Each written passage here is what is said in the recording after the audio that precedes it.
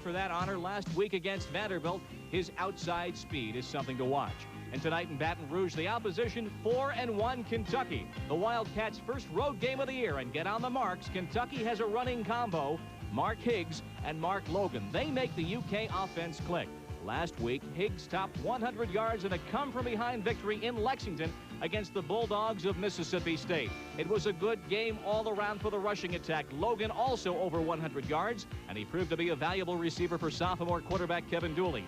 A win for Kentucky vaults them into the top 20. Tonight, critical for LSU. They need this one to keep their hopes alive for a league title.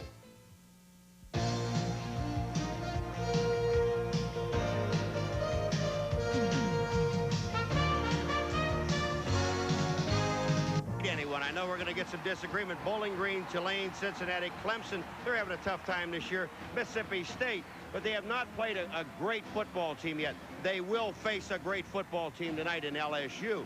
LSU, on the other hand, Jim, they have not really faced anyone except for one team, Florida, and they could not score against Florida. They got beat 20-0. But North Carolina, Colorado State, Vanderbilt really has not been a test except for that Florida game. I tell you, all the way back to Athens, Georgia tonight, Vince Dooley is saying you are wrong because Vanderbilt tied our team 13 all today. LSU and Kentucky. It is a big game, and we'll be back in a moment. But now let us go back to Bob Lee. Thank you, Jim. We'll see perhaps if the stage is set for an upset tonight in Baton Rouge, because there was another upset around the SEC earlier today. We'll be checking on a number of games throughout the evening, but let's take a step back in time just for a second to this afternoon. Fourth year. This team has been in bowl games, the Hall of Fame Bowl, the last two seasons, 9-3 last year. They were shocked this year in the opener. Tonight is critical. It's our second conference game, and if we could win this game, well, then we're going into the Georgia game 2-0 in our conference, and it's a very big game for us. And again, it's the first time that this year that we played a top 20 football team, and it's on national television. And I think that it would give us an opportunity. If we did look good, it helps out in recruiting and everything else.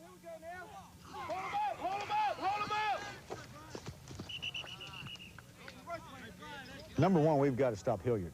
Hilliard is a great, a tremendous offensive threat.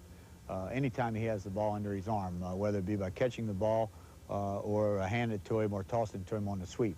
And then I think, secondly, we've got to do a good job against the passing game because Wickersham is an outstanding quarterback. They have young receivers, kids that had played there the last couple of years have graduated, but he throws the ball very well. And as I say, the key to it is stopping Hilliard. We've tried to change up our blitzes and where we're coming pressure on one side and maybe defending another side of the line. Balanced rushes, bringing 6, sometimes 7 people, and we're going to leave a receiver uncovered occasionally, and they're either going to have to pick up that extra rusher or get their back out where they can get the ball to him. Get up on him, killer. Good. Right there. Attaboy, Perry. All right. Way to go. On the hat. When they think we're going to blitz, we got to be defending. When we're going to be defending, we're going to come after them. And I think that's the key. We've got to mix up our defend defenses with our pressure defenses. For all the talk about how difficult it is to play at Tiger Stadium, and it is, Kentucky historically has been able to keep it close. Now, Paul McGuire, you're an old linebacker, and all this talk of blitzing has to warm the cockles of your heart tonight. Bob, I don't think that Kentucky's going to blitz as much as they have in the past for the simple reason that the other teams they played had 3 backs in the backfield. You can blitz with an 8-man front. Against LSU, if they get caught in a blitz, Hilliard can kill you. Well, I tell you, we're going to come back, Bob Lee, is in a moment with a story about LSU, and you're going to see one of the prettiest Tigers you have ever seen, in which 4 backs, 2 for each team, could wind up at the end of the evening with over 100 yards apiece. Therefore, that good. Isn't that a little scary, though? I really can't remember any game we've done, and I'm talking 5 years. But when you take a look at LSU's backs, Hilliard and James, even though James only averages 64 yards per game, that could change this evening. And I think if Kentucky gets caught into blitzes, they're going to get hurt because of these 2 men right here. But then on the other hand, you got to take a look at Kentucky, the Marks brothers, Logans and Higgs. Now here's Higgs again. He's 66 yards. But at any time, these guys can break it, Jim. It is scary for a defense.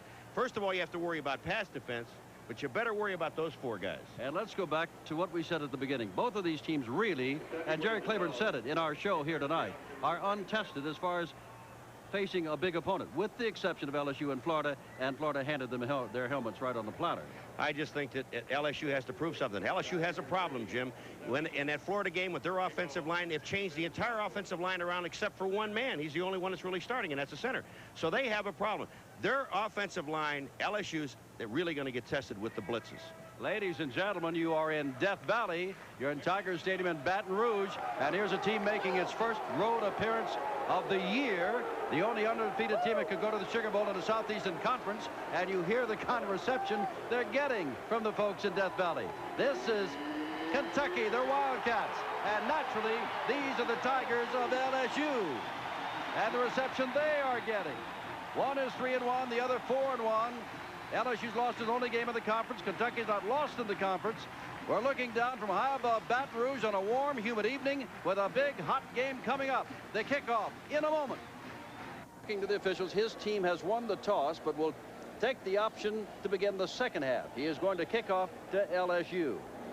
And on the other side, a native of Paris, Kentucky, one-time assistant at Kentucky, Bill Arnsbarger, with that good record since coming to LSU a year ago. LSU, they take their football seriously down here as they do back in Kentucky. And there's your kicker, Joe Worley, kicking the ball deep. And it is taken back there by Sam Martin. He's got a lot of speed, this young man. And he is across the 40 and up near the 45-yard line. And that'll bring up Jeff Wickersham, who was the offensive player of the week in the Southeastern Conference last week. At quarterback with 262 yards throwing, number 5. Gary James, 33, is a tailback. He can fly. Dalton Hilliard has all the yardage. He is the fullback, number 21. Your wide receivers, Raji McGee, 80, and Wendell Davis, 82. Your tight end is Mitch Andrews, number 83. We'll give you the interior lineman in a moment. Wickersham back to throw on the first pass. Gets the ball away, in and out of the hands of the intended receiver, and that is Gary James. Your tackles are Kurt Gore and Jimmy Goodrum. Keith Melanson and Eric Andlusak are your guards, and Abergamo is at center. Now you're looking at the defense for Kentucky, and they use that wide tackle 6. Mazza 38, Dumball 96, Stubbs 97, Wilkins 74, Shannon 91, Williams 2 across the front 6, Larry Smith 40, Jeff Kramer 53, the linebackers, Caldwell 11, Mays number 3, your corners, and Hairston number 6, the safety. Now here goes Sam Martin, who returned that kick to the 45-yard line out near the 49-yard line. Will be 3rd down and 6 from there. Martin, a man who had to work a construction job. Not only is he a student needing money, but he has got a wife and a 6-month-old child. And on that last return, that kickoff return with Martin, he just ran over the kicker, Joe Worley. Worley. He was standing there and thought he was going to make the tackle, and that was wrong.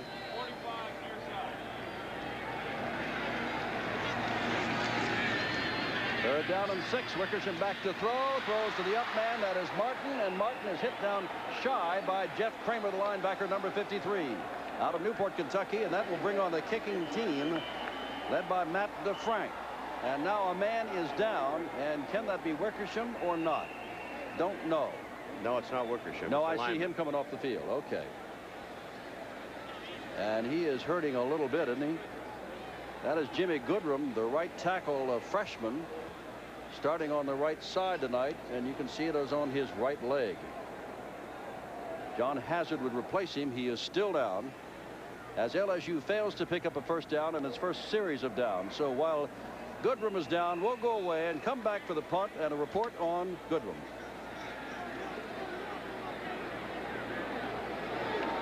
There are some special things in this world that only a handful. Matt DeFrank to kick the ball away. Ryan Williams is the deep man standing at the 10-yard line.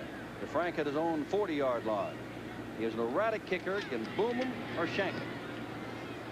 And this is a rather good kick. Williams lets it go over his head, and they felt it's going to make it into the end zone. For a moment, I thought Kentucky might be in trouble.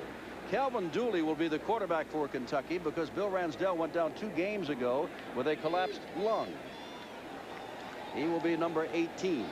Mark Logan, 25. Chris Derry, 44, your starting backs. Logan and Higgs will go in and out. Now, Michigan was beaten in the last 2 seconds by Iowa today. Miami clobbered undefeated Oklahoma today. Penn State eked out a win over Syracuse today. Second man through. And that is Logan. Now we'll get back to the rest of the backs. We told you that Darian Logan in the backfield. Burbage, number 4. Pitts, 83, the wide receivers. Wheeler, number 80, the tight end. Johnson and Ritchie, the tackles. Myers and Reichwein, the guards. And Petroviak is at center. It is second down and 8 to go. No score. 2 minutes have gone by. First quarter here at LSU. This is Dooley throwing out here and has his man out there, and that is Mark Sellers, the freshman, and he's got a first down across the 30-yard line. Now defensively for LSU, Roland Barbay, 77, Henry Thomas, 96, Tommy Clapp, 97, the front 3 because Carl Wilson is hurt. Ron Sancho, 52, Toby Gaston, 69, Sean Burks, the leading tackler, 57, Michael Brooks, the All-American, 94, the linebackers, Kevin Guidry, 27, Norman Jefferson, 12, the corners, Steve Raji, 7, and Chris Carrier, 11, your safeties. First down 10, Kentucky, and this time it is Logan again trying to get outside. He's got 5 yards and maybe 1 more before he's knocked down across there by Kevin Guidry, number 27, the cornerback on that side. Jim Burks, the inside linebacker, makes the tackle, but Ron Sancho, number 52, is the man that lets him get outside. You'll see 52 on the top of your screen. When that happens, Logan gets outside. Here comes Burks to make the tackle. He takes the proper cutoff point. He is there. And Guidry's down at the bottom. That's right. I got you. Second down and about 6 to go. Little confusion of the wide receivers out there for Kentucky, but the ball is handed out anyway to Logan, and Logan gets a couple of yards only. It'll be third down and about 4 from the 37-yard line. There's the mascot. I like the real one, the Bengal tiger, who is down here. Wasn't he a beautiful looking animal on our pregame show? Think he wasn't smart laying in that water? Oh. Third and 4 on a humid night in Tiger Stadium. Burbage goes wide to the right. They've got 3 wide receivers out now and a single back. And there is Dooley out there throwing. Incomplete. Barbay was the man harassing him and knocking the ball away. Number 77. He is the only. He was out all last year, Barbay, number 77. And yet he's the only down lineman this year that has not missed at least 1 game because of injury. That is Jay Tesser back to kick the ball away. And Darrell Owens goes deep. They advertised for kickers at Kentucky in the paper. That's right. 50 of them showed up. Tesser wasn't one of them, but he got the job. No fair catch called for by Owens, knocked down on his tracks at the 29-yard line. Now, we were showing you some of the scores and some of the surprises today. Here's another surprise. Texas knocked off Arkansas in the Southwest. Florida slow starting, finished in a hurry over Southwest Louisiana, 45-0. Nebraska with 7 field goals beat Missouri, which has not won a game this year. Auburn over Georgia Tech only by 3. The Air Force went by Colorado State, and Ohio State with Keith Byers back buried Purdue. Imagine passing for 490 yards in a game and losing by 14 points. That's what Everett and Purdue did. Here's the quick pitch back, and this is Hilliard trying to get outside, and he's going to get outside for a few yards, and he winds up with about 7 yards out to the 37-yard line. He's put on out there by Russell Hairston, the safety. The one thing that Kentucky worried about is Hilliard. Now just watch the moves of Hilliard. He's get some excellent blocks, but he waits for his blocks. Here goes Hilliard. He sees a block to the outside. He waits. Now he's going to put it in overdrive. He gets another block back in the backfield by James, and when he gets that block, he picks up 8 or 9 yards, 8 yards on the play. It is second down and a short 3 to go. Bouncing across is Dalton Hilliard, and he's got the first down at the 41-yard line. LSU got the kickoff, although Kentucky won the toss. Couldn't go anywhere, punted the ball away. Kentucky came up with the first down. They had to punt the ball away, and now LSU has the first down. It's first. When you talk about Kentucky, they use 4 down linemen, they use 4 linebackers and 3 defensive backs. They call it a wide tackle 6, but they have those linebackers up off the line. They're very little men, too. There goes Hilliard again, and he gets out to the 45-yard line. A pickup of 3 there, and is put down by Larry Smith, the leading tackler. Missed most of last year with knee surgery, but back and leading the team. Had a great game against Mississippi State last week. Number 40. Rathjen has come into the ball game. Number 13, and he is a blocker primarily. He will carry the ball, but he is a blocker primarily, and he is blocking in there for James, and James gets out across the 50, very close to the first down. It'll be third down and short. when you said Rathjen blocks. Yeah, he does. And Shannon knows that number 91 is sitting up on the outside. And Mr. Rathjen goes up. Watch number 13. Here comes the hit right in the hole. Takes Shannon out of the hole. Just blocks his view completely. They've got third down and about 1.5 yards. Rathjen comes out. Dalton Hilliard goes back in. Gary James has the speed. Hilliard has the moves and more yardage. Third down and 1.5 yards to go. And now here's Wickersham back to throw. If he can get the ball away, now he can run for the first down. Has the first down inside the 45-yard line. First down, LSU at the 44. Almost got him in the backfield, but he did get away and gets the first down.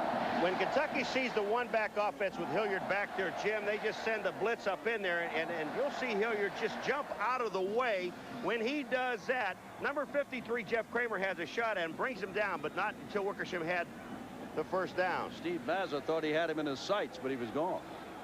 First down at the 44-yard line of Kentucky. Here's a pitch back to Dalton Hilliard. Oh, my, and Mazza this time was waiting for him and puts him down at the line of scrimmage. Maybe lost a half a yard on the play. Mazza made a great play, except the only problem is Gary James, number 33, just did not block him. Second down, 11. And now Raji McGee comes back in, and James comes out, and Rathjen is back in again.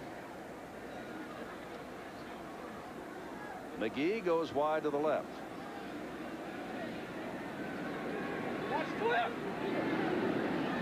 Davis to the right. Wickersham all the time setting up the screen, has it out there, and Hilliard does not have the first down, just shy of it at the 35-yard line. Put down out there. Larry Smith again in on the tackle. Jim, that is a long screen. I'll tell you, it really fakes the defense out because he only played 3 defensive backs. Now watch this. Rathjen's just setting in there to block. Hilliard's going to slip out, and the offensive linemen are just waiting. Albergamo is the man. I got to say his first name, Nacho Albergamo. What, isn't that a great name? He gets out in front, makes a block. Third down and about 1 yard. Now they've got 3 backs in there, including Rathjen, who is lined up flanked to the right. Whoops. Anybody jump? No. James carries the ball. Maybe they did, because now we see a flag down across the way.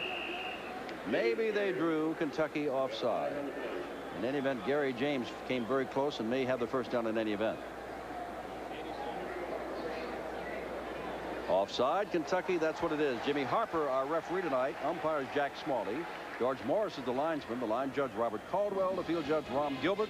John Fleming, the side judge. The back judge is Billy Tees. And the clock operator is Tom McElroy. They'll move the ball 5 yards. Another first down LSU. We're scoreless. 7:29 to go. First quarter. Looking down, Tennessee nipped Alabama. Tennessee lost its good running back, quarterback, Robinson, and we'll see Tennessee next week. Washington State, UCLA came from behind to beat them.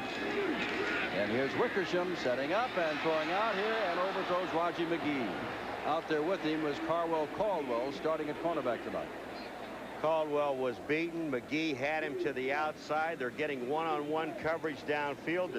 The offense, and it's the one thing that they want to do, is pick up the defensive line. They did that. Here's McGee to the outside. Caldwell did not really have a chance. Wickersham, all he had to do was just sit there. He had no pressure on him. Davis left, McGee right, and Wickersham back to throw.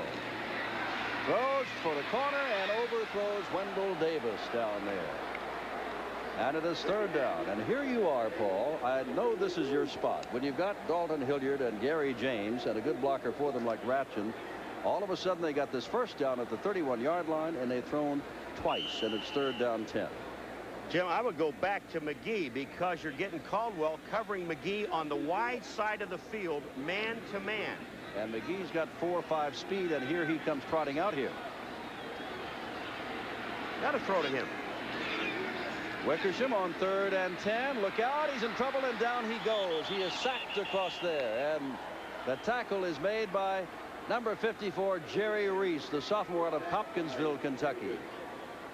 And it's 4th down. Well, that time they ran McGee into the middle of the field where they ended up with double coverage. Now you can see Wickersham is looking for him right now, and then Reese is going to just get off of his block. You can't hold the block too long, and he makes the play, and that was with a 3-man rush. All right, Ron Lewis has hit one of 54 yards. The field goal kicker, the sophomore out of New Orleans, will try one of 50 yards to put the first score on the board. From 50 yards out, Ron Lewis has it high enough. It is going toward and falls just shy. So that's the first attempt at a score tonight. No good. 6:30 to go. First quarter. We're in Baton Rouge. LSU nothing and Kentucky nothing, and we'll come right back. I'm Jimmy Connors, and it's about time you met my partner, my financial side. All successful people and companies have a financial side. Let's go, partner. But to really be a winning team, you might need some help. We need some help. You need Payne Weber behind you for financial expertise. Cannot represent the school in the Sugar Bowl. They're on probation. It's 3-0. Kentucky 1-0, and everybody else has lost at least one. Alabama losing its first today. And now Kevin Dooley has the ball at the 33-yard line. Eric pitch wide to left. Dooley on the handoff. There's another good tailback, and Brooks makes the tackle of Logan. Now there's the man who got hurt. That is the freshman Jimmy Goodwin, and out of Matthews, Louisiana. They say it is a knee sprain, apparently a mild one, because they say he can play again tonight. Second down and 6 to go in this scoreless ball game. Ball on the 37-yard line. Dooley, quick pitch back. And that's Mark Higgs carrying for the first time. They call him Mr. Excitement. He is listed at 5'7", and he is averaging about 5 yards per carry. And now another LSU man now on defense is getting up very slowly. We're taking a look at one of the Marks brothers. This is Higgs, and Dury is out in front of him blocking. He gets a good block, and Higgs just turns back to the inside, almost picks up the first down. But we have a flag on the play, Jim, and they're going to bring that one back. It's against Kentucky.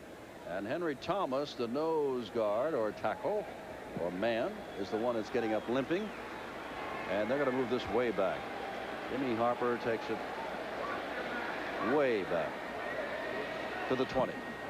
Clipping on the line of scrimmage on the offensive team. You heard Jimmy Harper. Many times you've heard him on ESPN back in the days when he did the Senior Bowl from Mobile, Alabama. He's done a lot of those games. 5:54 to go, first quarter. No score as they take out Henry Thomas.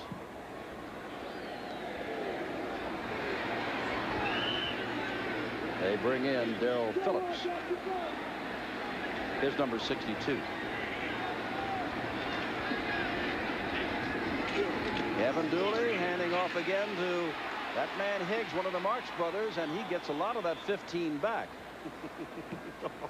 Does he get a lot of it back? Ask Norman Jefferson, number 12, who is the quick corner for LSU. He puts a move on him, and he freezes him in his tracks. All right, here comes Higgs. It's a delayed draw. He's going to break to the outside. You're going to see on the left-hand side of your screen, number 12, Jefferson. Watch this. Whoops. Goodbye. Third down, about 11 to go. And here's Dooley back for a throw. He's got the time and overthrows his man. Coming out of the backfield was Mark Higgs. Mark's only 5'7". He threw a little bit high for him. Well, he looked like he jammed that Dooley. What he was going to do is he was going to try to hold that pass back. There it is. High above Tiger Stadium, the Goodyear Blimp America from Houston, Texas. Larry Chambers from Spring, Texas is the captain. And the America is on its last leg of its 6 months tour. And it's raining. It's raining, not supposed to rain here. Tesser gets the kick away. And back there's Darrell Owens inside the 40-yard line. And again, LSU will have a shot at it. 5 minutes to go in the first quarter, and rather wet Baton Rouge, still no score. If you think there's no room for improvement in small trucks today, then go let the dog out, because you wouldn't want to know about mine. Alabama and Auburn by 2, but lost their quarterback, Tony Robinson. You know, Georgia Tech had Auburn most of the way until Bo Jackson got going with 242 yards. And that's the two teams we will see next week. Right now we're watching Dalton Hilliard getting knocked down after a couple of yard gain only on a fine play by Russell Harrison, the safety, number 6. Second down and 8. Look forward to going to Knoxville next week. That'll be another good Southeastern Atlantic Coast Conference matchup. Georgia Tech used to be an independent for so many years. Now remember the Atlantic Coast Conference. Let's see my brother Jack. Down in Atlanta, Wendell Davis goes wide to the left. That, of course, is the nose tackle, Thomas. And here goes Gary James looking for running room and doesn't get much. It'll be 3rd down and nearly 5 to go from a 43-yard line. When Gary James sees this play on the film, all he had to do was stay behind 49 Kitchen, the tight end, who was pulling on the play. He had the block to the outside. He might still be running.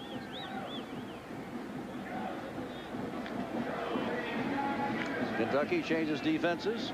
McGee goes wide to the left. Davis comes to the right. Gary James sets up as a flanker right. Hilliard is your lone running back. On 3rd down and nearly 5 to go, Wickersham with the ball, firing underneath there, and with the 1st down is Gary James out of bounds and run out of bounds by number 37, Barry Alexander. They list him as an end, but when you're 5'10", 190, you know you're playing linebacker or defensive back. Shannon, number 91. We saw him get blocked a little while ago by Rathke, but just take a look. Now there's Gore out there blocking on him, and they just knock him on the ground. Actually, Wickersham could have run the ball and picked up the 1st down, but he had Gary James in the open. He picks it up at the 50. 1st down at midfield. There's Hilliard, and oh, gee, that's a good play there. Looked like Larry Smith got in there, number 40, down at the bottom of that pile and filled a... Nope, that is not 40. That is 45, Chris Chenault, the freshman out of Lexington, Kentucky. No score yet with 3.5 minutes to go, and yet, last week, it was, as we take a look at Florida State over Tulsa, 34-7 in the 2nd quarter. Last week, LSU had better than 500 yards in total offense, and so did Kentucky. So you would expect the offensive show to pick up a little bit here tonight. And here's Wickersham. He's got the time, and he's got McGee back there with Guidry on him, and Guidry misses the interception, and McGee misses the tipped ball, and a flag is down. And maybe McGee reached back and got Guidry. McGee, this is going to be offensive pass interference against McGee on Guidry, but this was a good play by McGee. He broke up the interception. But I called him Guidry, and Guidry, of course, plays for LSU. That's Maurice Douglas back there. Douglas, you're right. Well, I did it too. That's 2 of us. But in any event, Douglas was interfered with by Raji McGee. And so that will move the ball back.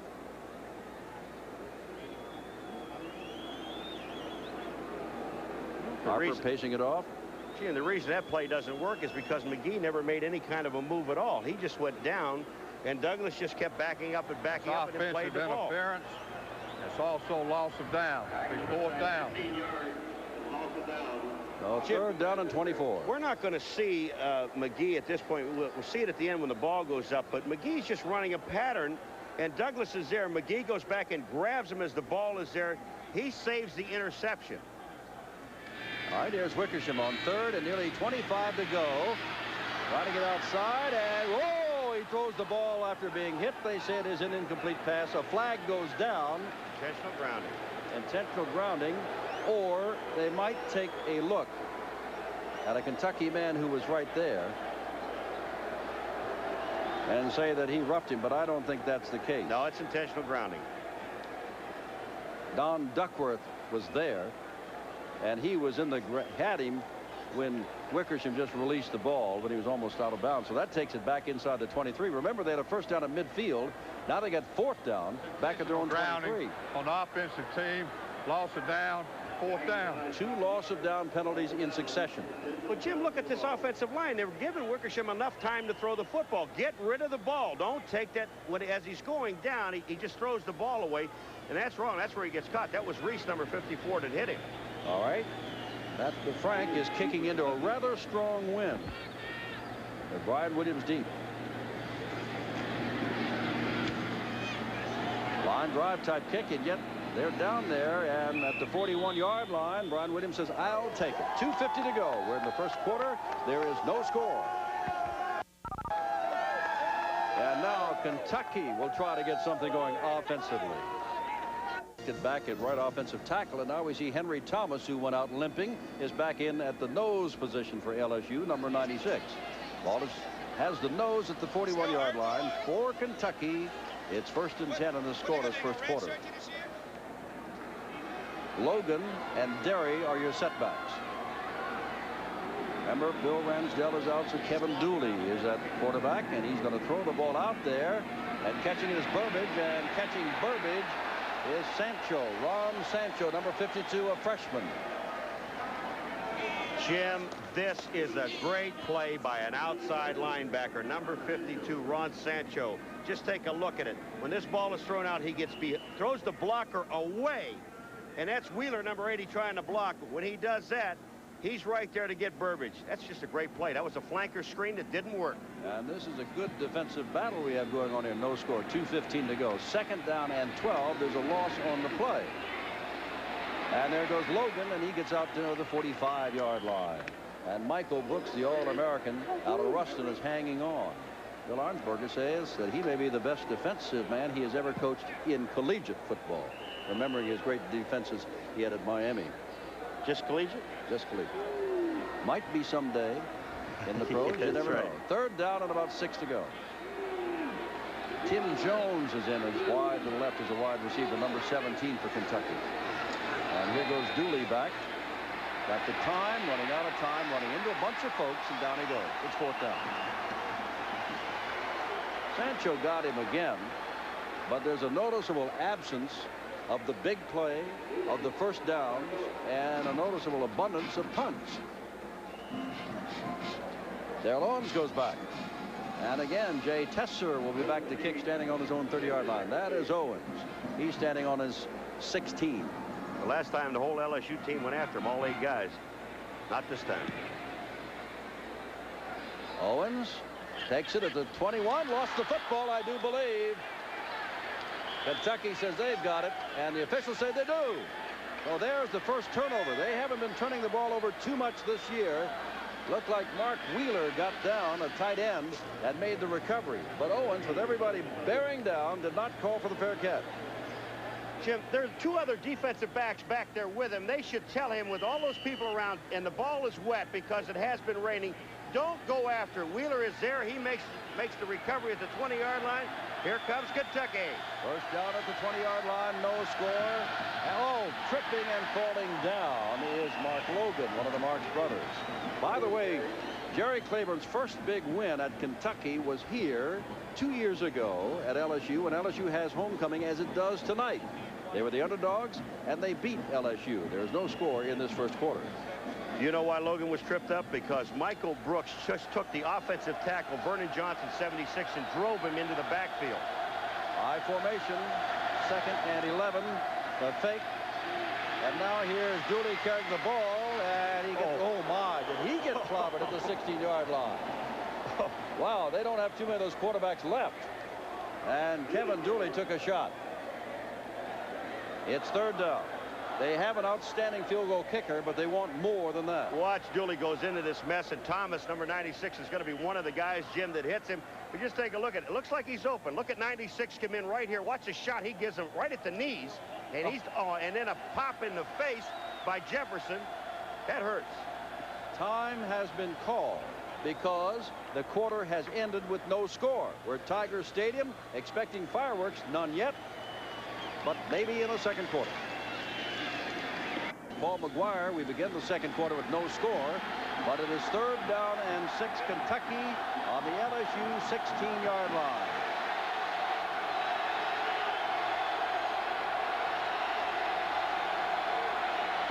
And there's Dooley, and Dooley is dragged down. Big play there, and I think you saw that it was Henry Thomas, the man who was injured earlier, number 96, the junior out of Houston, Texas, that put him down. Now that will bring on Joe Worley. And are you ready for this? He has hit 13 out of 14 field goals this year, and 11 for 11 points after touchdown. He's got 50 points already, and they've only played 5 games, and he's a kicker. He's a very good kicker, but that time with Dooley, when he went down the line, Higgs went the wrong way. Just didn't go with him. He had no one to toss to. 32-yard field goal attempt by Worley, who seldom misses from 32 yards out. Does he make it? No, he does miss. It is now 13 out of 15. Worley misses. They have traded missed field goals here in this first half.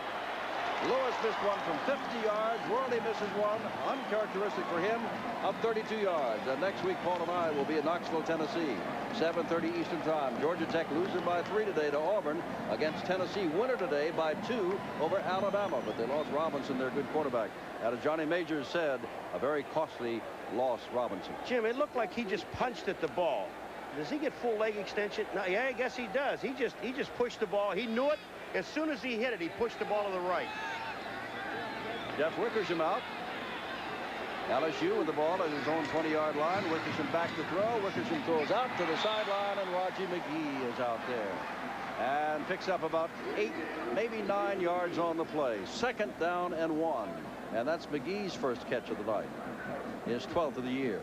Jim, if I'm going to throw against Kentucky on 1st down, and I think they can take a look at it, he would throw in the middle of the field because they're playing everybody wide to both sides, and they're favoring that side. Wendell Davis to the right. McGee's over here to the wide side.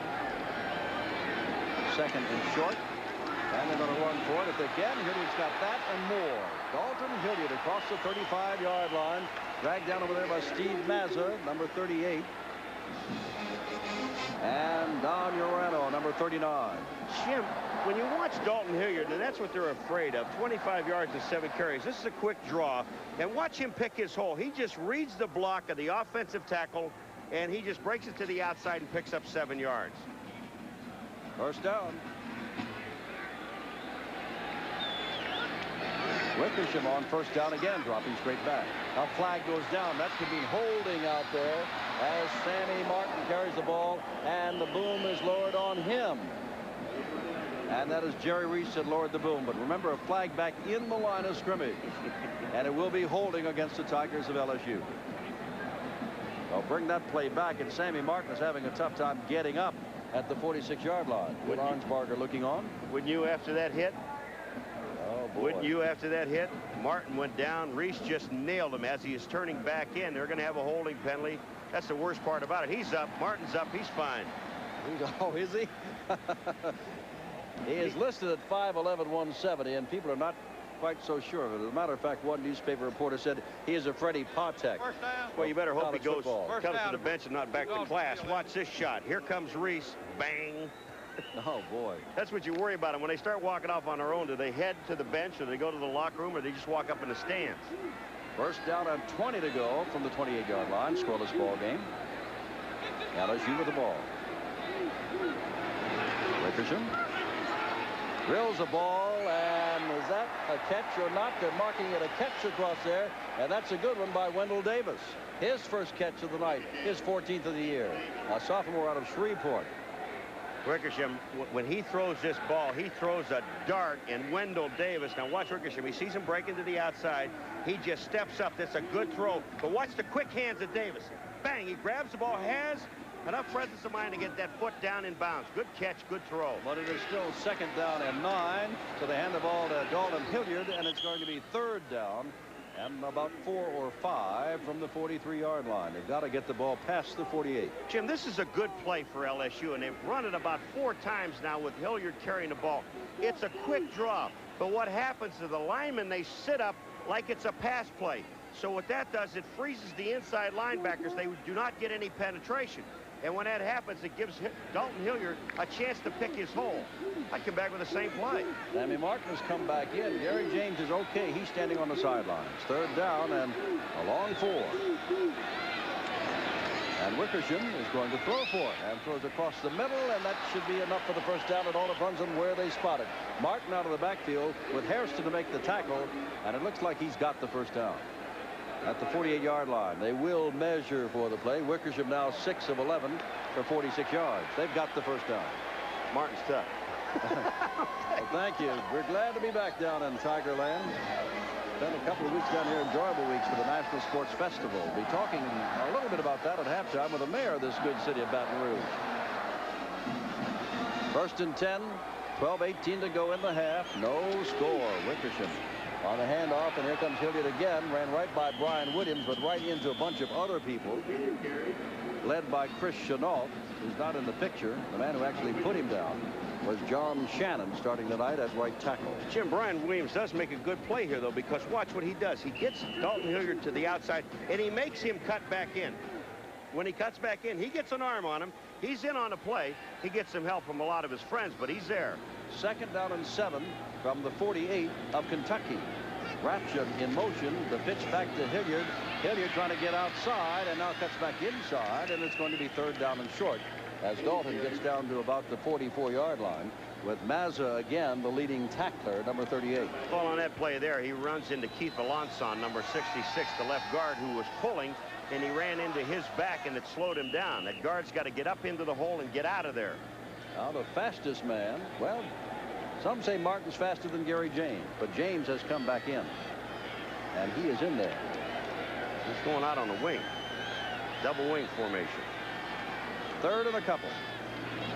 And Wickersham, the blitz is on, and they pick it up, and it's fine. And the ball is thrown out there, and Wendell Davis has a first down. Hanging on to him is Gary Sexton, the safety.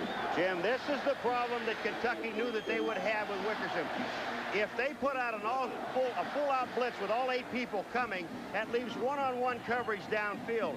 And I don't know if their corners are tough enough to handle, or fast enough to handle Davis. They're tough enough, but fast enough to handle Davis. Garland John Batiste comes in. And so does Mickey Harris. We did not expect to see him tonight. That is Garland John Batiste who just came in. See a load? He's only 210, 5'11". His number 44. Mickey Harris is 30. And so it is going to be second down and about a yard to go from the 23-yard line. Scoreless ball game at LSU with the best drive by either team tonight. They give it to John Batiste, and he is tackled at the line of scrimmage. A good play there by Tom Wilkins, an interior guard out of Russellville, Kentucky, number 74, but that should be enough for the first down. Well, when you've got a back like Batiste, they're going to measure this thing, Jim. But when you have a back like Batiste, they ran him on an angle play instead of running him straight up into the hole, where it gives you, let him use that 210 and that power. If he gets on an angle, that time Wilkins was right there to make the play. I don't know if they have this or not. I was going to say, can I change my mind? They may be about a half of that ball short. Stretch it out, and you see the ball behind the man there, and they're about a third of the ball short. You know, the more we get in the season, huh? You get tougher and tougher. Someday Alice to the moon. Clock shows 9:55 to go. Third down and short. And Ratchet is back in. Normally he's a blocker. He has carried the ball a couple of times. Inching in. There you are. We thank you. Just inches to go. You think Wickersham? No. They hand it to Hilliard. Why not get the first down? So the Tigers are threatening midway through the second quarter. Kentucky had a first down inside the 20 as a result of a fumble of LSU, and then missed a 32-yard field goal. That's as close as they've come. LSU's previous close attempt, a 50-yard attempt. No good. Batiste comes back in. Hilliard comes out. Here's a down that I don't know if they're going to do it down here. They're inside the 20. They're moving the ball well, but this is the down to throw on Kentucky on first down. Well, they're going to do it. Wickersham back. Oh, does he have time? Looping it over here for Raji McGee, and he does that. Oh my! Oh my! Apparently he is okay. He went absolutely under the fence, and I knocked out a section of the fence, or at least of a. That is something. They'll have to fix that fence up again. I think so. Well, that Mays was the man that's covered number 3. Now watch McGee. He breaks. He runs up what they call a post corner pattern. He's got Mays beaten right here. I don't know if they had given it to him or not. Let's see. No, he would have been out of the end zone anyway. But now watch. Wing. And that is a fence there, not just a sign. There was a fence there. It is second down 10. Wickersham handing off, and no place to go for Gary James. He is hit in the backfield, and Kentucky hangs tough. That time they ran that delayed draw, Jim, and they ran it into the stunt side of Kentucky, and everybody just seemed to be there.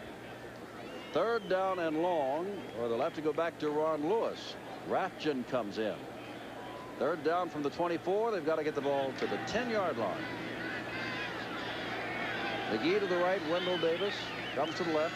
Davis has caught 2. McGee 1 so far. And Wickersham to throw. Nope. Running the ball. He needs a lot, so he better throw the ball, but he won't get it this way. to get crunched, but he brings it in for Ron Lewis to get a good shot of the field goal. Larry Smith put him down, along with Steve Mazza, numbers 40 and 38. And out comes Ron Lewis, who missed earlier.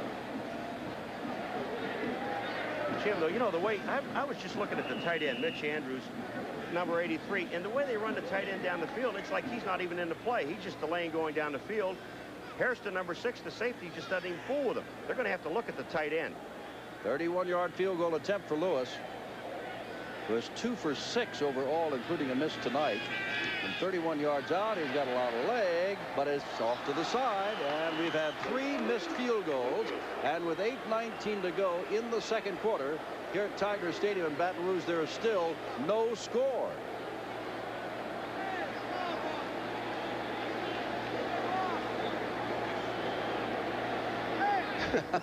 Jerry Claiborne says, no, that's no good. It is still a scoreless ball game. There knocked an attempted pass of Kevin Dooley down, and it is 2nd down and 10, the ball on the 20-yard line. And Kentucky had a 1.4-yard average gain per first down until now, and that's going to go down even more after that pass was knocked down. Well, if I'm going to go first down and roll out, I'm not going to roll out to Michael Brooks' side, I'll tell you that. Now there goes Logan. Well, he did do a good job. Got away from an oncoming would-be tackler and picked up some yardage out across the 25 to the 26. So it's 3rd down and 4 to go, and Logan is shaken up a little bit. One half of the Marx brothers. That'll bring in Mark Higgs. They call Mr. Excitement. Picked up by Bromley, stopped by Jefferson. Mark Higgs in high school set the all-time Kentucky high school rushing record. You know how many yards he had? 6,721. Isn't that incredible? 3rd down and 4. His number's 22. He's in there now. That left side of the line went, so it's going to be 3rd down and 9. And you don't like mistakes at any time. LSU made a couple on their last possession, 2 possessions ago, when they had loss of down penalties twice in a row. Dead ball, false start, moving an offensive line. So it is 3rd and long. And with that, Ron Chancho checks back in. And they're going to take out one of the safeties, Greg Jackson. Isn't it amazing? On 3rd and 4, Jim, LSU went to the nickel back. On 3rd and 9, they go to the regular defense with only 4 defensive backs. And Dooley's going to go back to throw. He didn't get it away. God's not going to get it away. That's Michael Brooks again. On the first play of the game against Mississippi State last week, Michael Brooks turned that ball game around by blitzing, and Jefferson, well, I should say Vanderbilt. Jerry's trying to block him right here. He just throws him away, and look at the pursuit. He keeps after Dooley, and finally gets him. Now you know why he's an All-American. Well, as I started to say, I had the wrong team there, but on the first play against Vanderbilt last week, Brooks blitzed, and the opposing quarterback put it up, and Norman Jefferson picked it off and returned it 27 yards for a score, and LSU was on its way. Tesser kicking the ball back, and a fair catch called for back there. Whoops, some people are knocked down. Taken by Jefferson, as a matter of fact.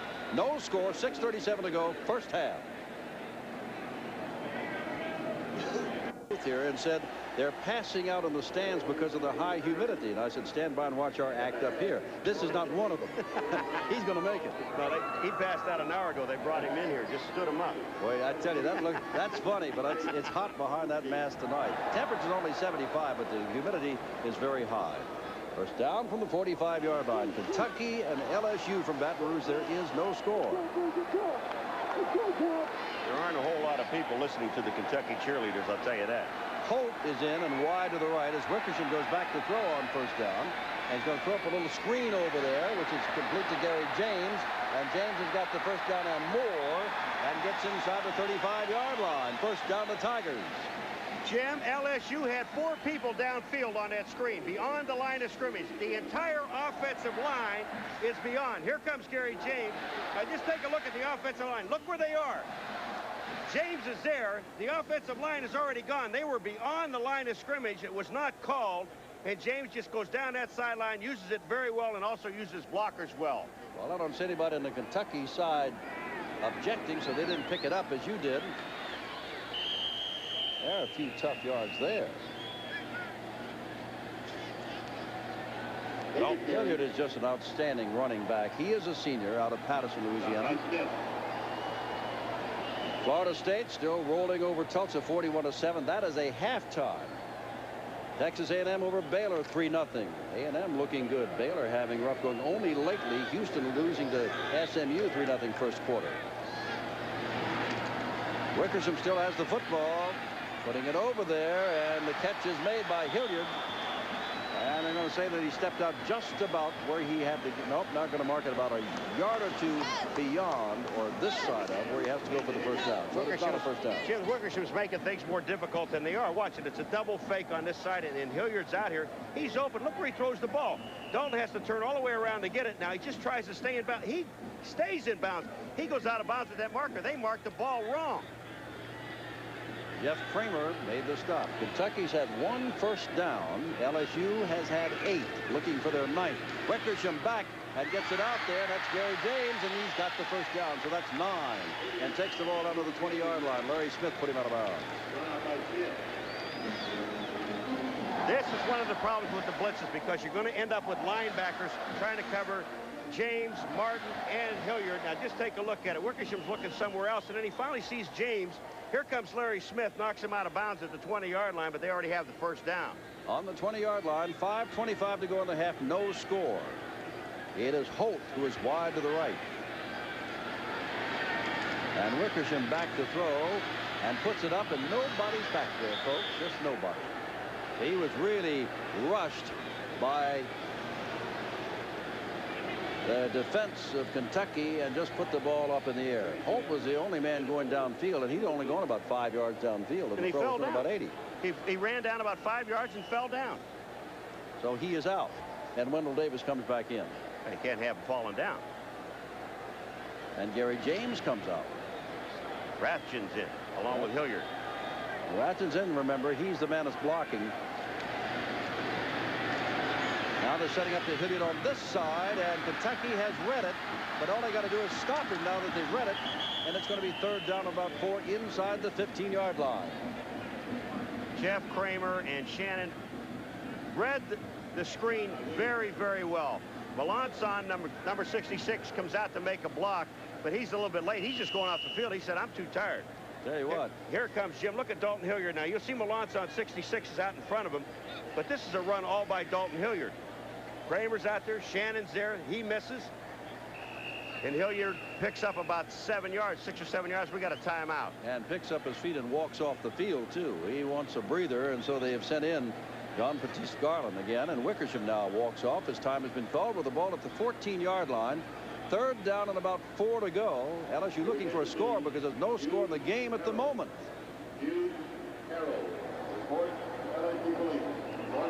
Looking through the legs of one of the officials.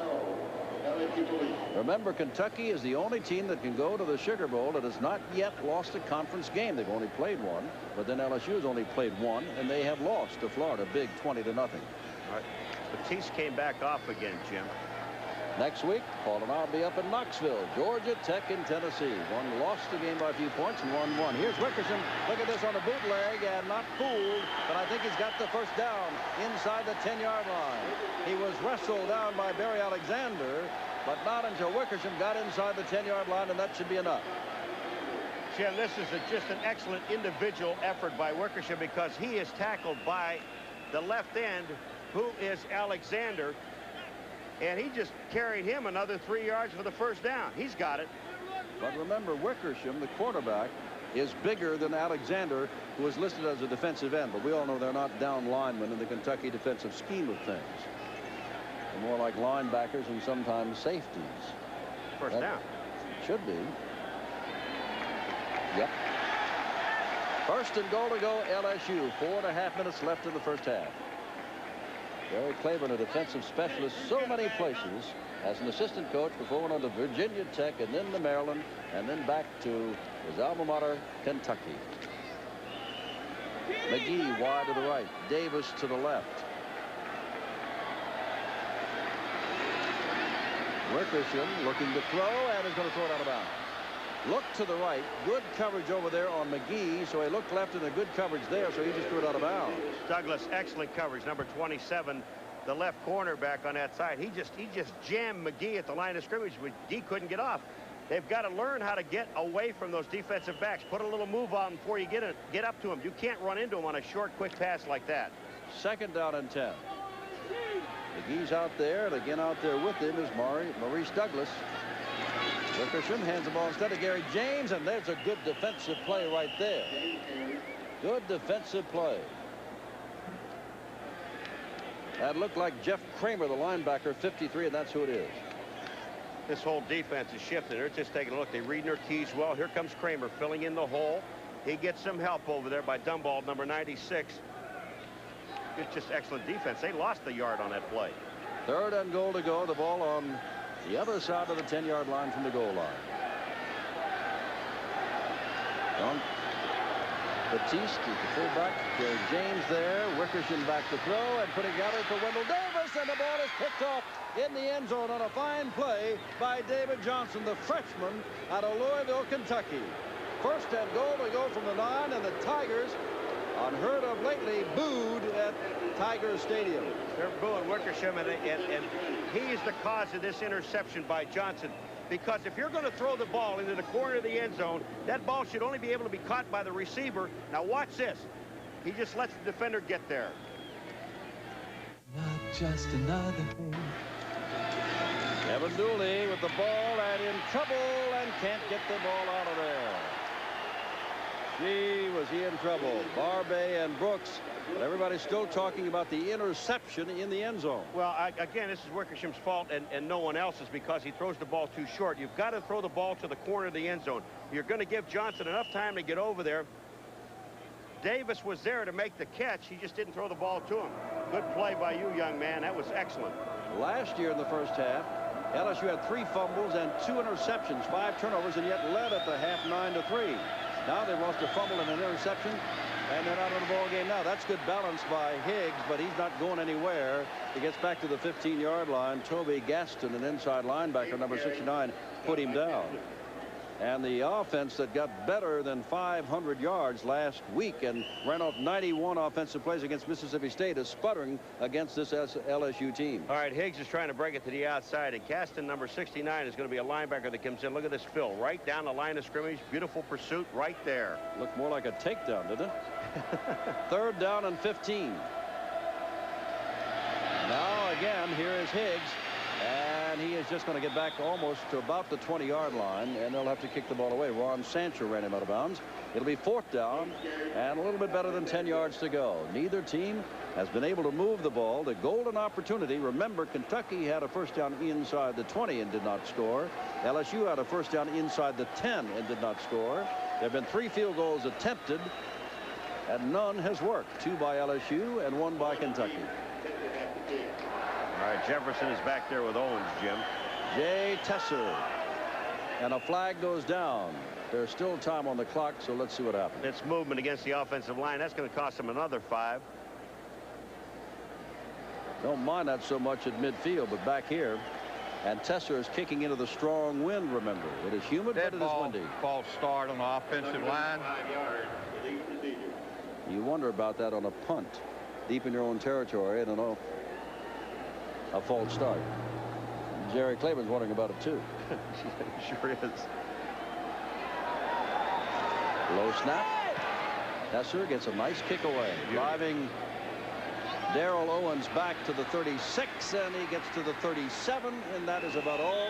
As a man downfield very quickly with Steve Mazza. 2:10 to go. No score here in Baton Rouge. And now the Tigers get it back, wondering when someone will score.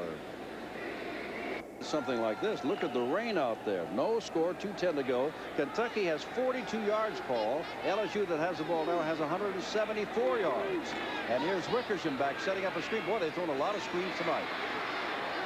A lot of screens tonight. Martin has that one. And over there with him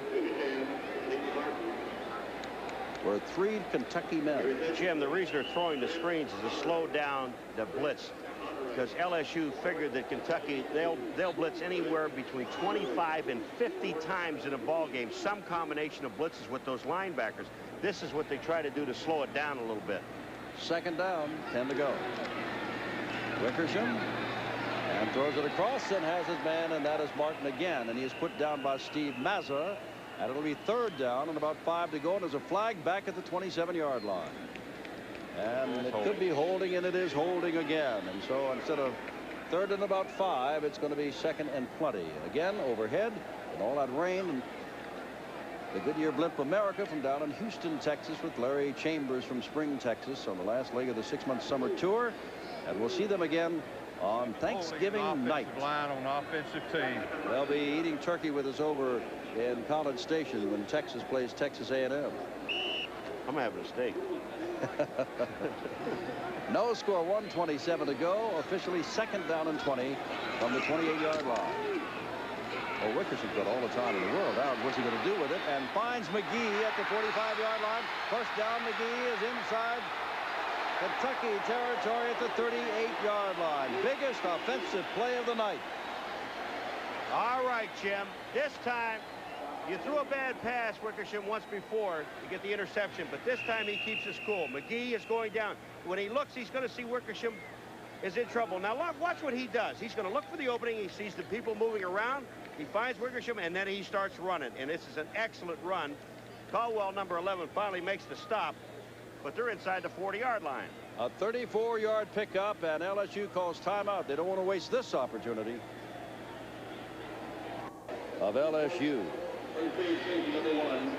No score. First down or across the middle, and what a shot. And that's the first time they've thrown to the tight end all night long. Mitch Andrews with his 13th catch of the year. Who's that? A linebacker, Neal, third linebacker back. But here comes Mitch Andrews. He's a tight end. Hooking up short. Wham! Neal nails him. Across the middle, the same man. First down. That will stop the clock. The scoreboard shows that LSU's got 2 timeouts left. As Paul and I are my consideration, and we're pretty sure that they've only got 1. So I would hope that the LSU coaching staff somewhere realizes they've only got 1, or they could misuse these last few seconds. We didn't have to replay that play because the same 2 people. That's right. And he dropped the football. That'll cost him time. And he may have to take his final time out here because it's 40 seconds and counting at the moment. And now they're going to call time. That should be their last one.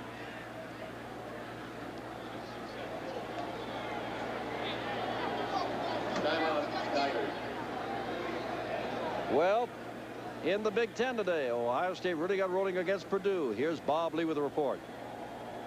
Thank you, Jim. And the big note there. To go may never come into play. We have checked around, and they say that LSU has 2 timeouts left. Paul, we remember Wickersham on 3rd and 4 early in the quarter calling 1 in order to get the play, and he just called 1 moments ago. That's 2. But they say they still have 2 left. We'll wait and see. No, this would, according to our count, because he took this another. Should be it. This was their 3rd timeout that they took. That's according to our count.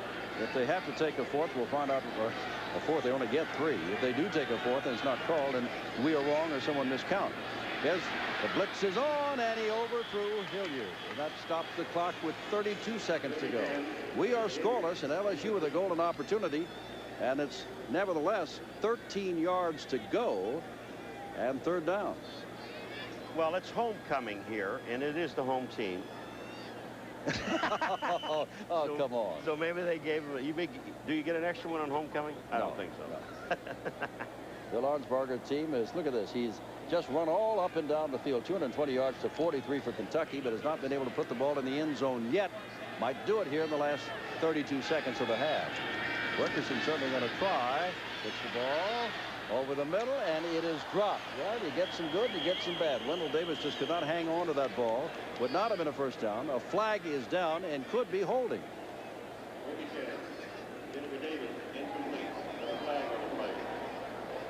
And that's what we're told by Jimmy Harper, the referee. It is holding against LSU, and that might just be the end of their hopes for a field goal. Although, should they elect to kick one, the wind is behind LSU's back. I don't know. You take them out of field goal range, definitely. You've got to take this penalty. Yeah, even though it's going to be 4th down, you take the penalty. Well, that will take the ball out to the 38-yard line. Holding on the offensive line during the play. Lots of things going on this afternoon in football, and Bob Lee will be there at halftime with the College Football Report, Sports Center, all the news everywhere going on in the World Series, in collegiate baseball, or collegiate football, everywhere. 3rd down and long, 23 to go. Wickersham back, lost the football, and it is jumped on by Don Duckworth, and the flag is down. And they say the ball belongs to Kentucky, but what's the flag for? Holding against them. So they had a first down at the 25-yard line. Kentucky takes over at the 47-yard line, and again, LSU is being booed. Yeah, there was holding by Hazard on the outside. Eggs go never mind. LSU has missed another golden opportunity. Look at on the outside. There's Hazard. He's the man that's holding, and Dumball's the man that's going to knock the ball up. But watch what Wickersham does. Here's the ball knocked out of his hand, and Jim, he just stood there. Dooley's going to try to get something going. Throwing out here to Higgs, and Higgs is greeted by Rehage. First of all, breaks that tackle, flag down again. And apparently against LSU with 13 seconds to go in this scoreless first half. Time called by Kentucky. Now they have picked up the flag, but I don't see them doing anything with it. Personal foul. They're going to call Personal this foul on Mays, number 86, for piling on. And they may put Worley right down in business in the last few seconds. Watch this. Now here goes Higgs goes down, and watch 90 or 86 come into the play right here. But I don't know if that's, he didn't hit him with his helmet or anything. Ball on the 36-yard line. Dead ball. Personal foul. Defense. First down. I don't think it was actually the helmet fault. It was just the fact they said the play was dead, and he came in and hit him afterwards. LSU has been penalized for 73 yards on 6 penalties. 2 of those were loss of down penalties that stifled a drive. Kentucky hanging tough. LSU, big favorite here tonight. Remember, it's 9-3 at halftime last year before LSU broke it open. There's no guarantee that same kind of thing will happen here tonight. Jim, what I couldn't understand is when Wickersham was back to throw and Dumball, number 96, knocked the ball out of his hand, he just stood there. I know he gave the fake with his arm following through, but you've got to turn around and go on the ball. You can't think that the official is going to just take your word for it to say that you were following through. The official was right on target. The ball was knocked out of his hand. Well, we are scoreless. We understand the World Series is scoreless, and Bob Lee will catch you up on all of it in a few moments here. But let's see if Kentucky can do something in the last moments. At the 36, remember, of LSU, Burbridge is wide to the left.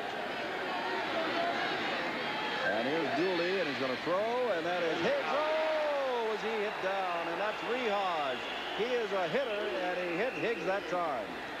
And again, Kentucky calls timeout. Oh, Jim, Rehage just, he had nothing on his mind but Higgs. Take a look at this hit. Higgs can't see him because he has to look back at the ball. Look at Rehage.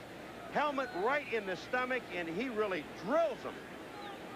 He has had 4 concussions in his college career, hitting like that. He may have a 5th there, although he's staying in the game. But that's the way they teach you how to tackle. You got to put your face right in there. That's a tough hit, man. Here he is now. He knows where he is. Barbay comes out.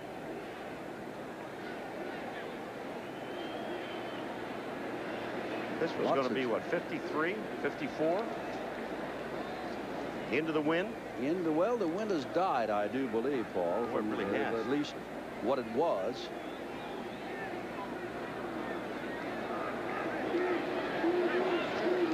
At no time, remember when we came on the air, 20% chance of rain? It has been raining for more than a half. You really have shoulder pads on? Get a close-up of Worley. Looks like he got an old nightshirt on. 55-yard field goal attempt. He missed one of 32. Now trying a 55-yarder. The ball is up and will never get there. Never get there. Well, that's 4 field goals. 2 of them over the 50-yard variety, but there's a flag on the play with no time on the clock. So don't go away yet. If it's against the defense, they don't stop. This half is not over. It is against the defense. And so they get another shot at it. They get another shot. Worley is back on the field. And the defense has committed a penalty. And let's see whether it's 5 or 10, because that'll make a difference. Takes the ball down to the 32. He'll have about a 49-yard field goal. Offsides on the defensive team lining up in the neutral zone. Line up in the neutral zone, so this will be a 49-yard field goal attempt. Bill Arnsberger can't believe it. Jim, tell me he's got shoulder pads on. No, I'm not going to tell you that. Looks like an old shirt.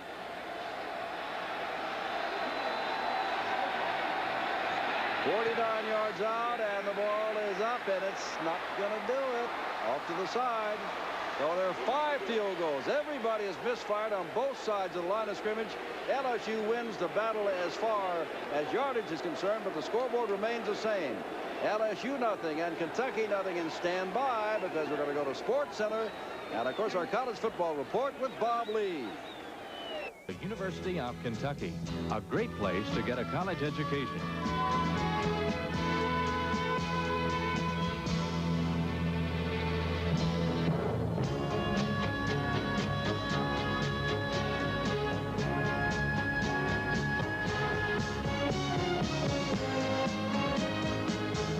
The University of Kentucky, a leader in teaching, research, and service.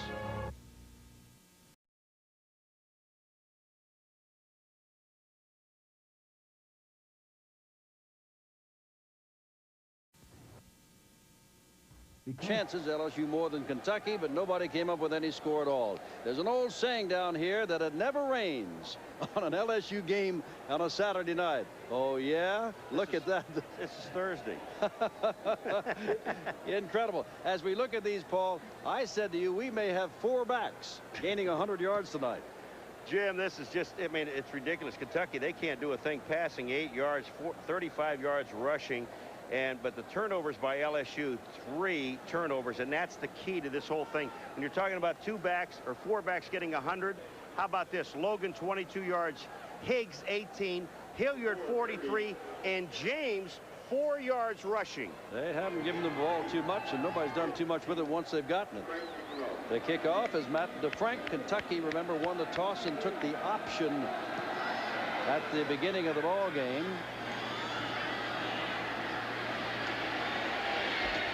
And the ball is returned by Pitts. Here's what happened to Kentucky. They got a rather good start getting the ball after LSU had it, and had it for 5 downs, including a first down, but then punted. Now look what happened. 3 downs, punted. 3 downs, punted. 3 downs, missed a field goal. 3 downs, punted. 3 downs, punted. 3 downs and missed a field goal.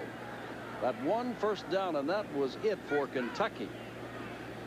That's Mike Johnson, number 45, is the player that's down. He's an inside linebacker. And maybe we can pick it up and see what really happened. Here comes Johnson in here on the play. He gets hammered, not only by 1, but falls over another player. And the man that blocked him was Weary, number 29 for Kentucky. Well, he says he's okay. You know, we know we're seeing a defensive football game, but just let me give you a couple of guys. First of all, Michael Brooks, LSU's All-American, 5 unassisted tackles, 2 assisted tackles, 2 sacks, and a blocked pass. On the other side, Kentucky defensively, Jeff Kramer, 7 unassisted tackles, 1 assisted tackle, 2 blocked passes. That's incredible for linebackers. Kevin Dooley out to throw on first down from the 17-yard line and throws it out here, and that is complete to Higgs. And he gets to about the 18-yard line. All of that a gain of a yard, 2nd down and 9. Jim, Dooley is running for his life. If he rolls out, the pressure's on him. And what's happening to him is he has to keep retreating back and back, and it's making that pass just a little bit longer. And his people are not getting downfield. They're coming back to him. He just doesn't have time to throw. 2nd down to 9. Cisco Bryant goes wide to the left, number 19. He is the only wide receiver out. And they hand it off to the tailback Higgs, and he gets to the 19. So he's caught a pass for a yard and now gains a yard, and it is 3rd down and 8 from the 19-yard line. And a good play made there on that side. Jefferson makes a good play, and so does Burke. 52. Watch Burks. He comes in, and here comes Jefferson, number 12, on the bottom. That's another yard gain. So let's give him 2 yards so far this first half. 3rd down and 8. And again, Cisco Bryant goes wide to the left. From that, Chin Jones out here to the right. Dooley hands off, and here's Higgs stumbling as he got started. and it's going to be 4th down. Burks puts him down, but it's going to be 4th down and about 6 to go. So for the 6th consecutive time since they picked up a 1st down on their first possession, Kentucky has the ball only for 3 downs and must surrender it. They Tesser coming on. Little or no win. Darrell Owens standing back on his 40-yard line. He has fumbled a punt once tonight. Pressure is on. That's Owens. He's calling for a fair catch all the way back to the 36 or 37-yard line. 13:04 to go, 3rd quarter, and folks, there's still no score. And Ratjen in the backfield with him. Davis and McGee, his wide receivers. Goodwin is back playing. Remember, he got hurt. Handoff straight ahead, and Hilliard battling, still on his feet, and that's a good run, and nearly the 10 yards for the 1st down. Just shy, I do believe, across the 45-yard line. There was a 34-yard pass play from Wickersham to McGee, and that by far and away is the biggest play of the night, and that resulted in nothing back in the 2nd quarter. They ended up going backwards for about 45 yards. Now we have James is in the game with Hilliard. James is lightning quick, remember. And here's the fake by Wickersham, and down he lost the ball, and it's going to be Kentucky inside the 35-yard line. Wickersham loses the football. And that's Brian Williams. Brian Williams. No one blocks Brian Williams. Wickersham runs a couple of fakes here, and watch, and Brian Williams to the right of your screen. No one blocks him. There was crossing by the backs, and then Wickersham drops the ball, loses his helmet. Brian Williams kicked his face in, and then they get the ball back. I don't know whether it's Larry Smith or Williams, but in either case, Kentucky's got the ball at the 35. Evan Dooley gets it in the hat right off the back of Chris Derry, his fullback. Now, when you're talking about the running game of Kentucky, which is almost non-existent tonight, before tonight, and no one's carried tonight, Derry and Wary, the first 2 fullbacks, have carried 4 times between them. All of the other carrying of the ball have been by Logan and Higgs and Gardner and Ivy Joe Hunter, or a wide receiver on a reverse. Jim, that was supposed to be a screen to Derry, and he never looked at the ball. The ball hit him right in the back. Now 3 wide receivers. One of the few times we've seen this. 2nd down 10, and that is Higgs. He's lost the football, and this belongs to LSU. Sean Burks made the hit and has the ball. Now, Paul, have you seen anything like this? Petroviak, the center, is hurt. He's down on the field, number 66. Okay, here comes Higgs. Now he's going to get hammered right up in the middle by number 77, Barbet. And here comes Burks, number 52, and falls on the football. Well, it is raining and the ball's wet, but this game is really sloppy. I'm glad you said that. There has been nothing right. I talked to some of the assistant coaches at halftime of both squads, and they're both just shaking their heads. One is going up and down the field and can't score, and the other can't go up or down the field, let alone score. First down, quick handoff to Hilliard. He's got some running room and then is nailed from behind. Jim, let's take a look at the LSU possessions. Now, this is really going to be strange, and you're going to see what happens. We're talking about a sloppy football game. LSU, when they get the ball, look at first time 3 plays and they punted. Now watch the plays. 11 missed field goal, 6 and they punt, 14 missed field goal, 10 plays, an interception, 8 plays, and a fumble. Interception in the end zone, and Hilliard is running hard and has the first down. LSU has turned the ball over 4 times. They were +4 tonight in the giveaway takeaway department before tonight, but now they're down to even, and Kentucky's turned the ball over just once. Well, that is +1, right? They got 1 back. Lost 4. That 4. Get 1. That's 7. 8. -1. They're +1. Are you through? I think so. No score. First down LSU at the 40-yard line. 11:30 to go, 3rd quarter. Ball game. Everybody said can't get a handle on it. Oh, look, Hilliard was nailed in the backfield and does not get back to the line of scrimmage, but there was a big shot there by Jeff Kramer to nail him at about the 35-yard line. Hilliard, a hard runner, gets back to about the 40, and it's 2nd down 11. Dalton Hilliard just keeps amazing me. He keeps showing me why he's such a great football player, because, Jim, you're right, that was about a 6-yard loss, and he gets it back to the line of scrimmage on his own. Goodrum is coming out. He went back in the game, but he's limping off the field again. I think Hazard goes in his position. McMillan has come in. Dan McMillan is down defensive lineman. Wickersham back and is hit, and the flag goes down in the backfield. So now the question is it holding, which he would refuse, I would assume, and use the down up and get the loss anyway, or is it a penalty against Kentucky, which I don't think so. They threw the flag, and I think it's on Keith Melanson, number 66, is the man that was holding, and it might be Shannon that he's holding. Take a look to right straight out at 66 is blocking in the line, and that's where the hold is. But Wickersham, holding on the offensive line on the line of scrimmage is declined. Must have come in and made the tackle. He's got to understand that the blitz is on. They're sending sometimes 8 people, at least 6 people, and he doesn't have that much time to throw the football. 3rd down and 19. But this game's going. Kentucky can't go forward, and LSU goes backward. Is Wickersham back and looking out here for McGee, and he makes the catch, but it's 4th down and about 4 to go.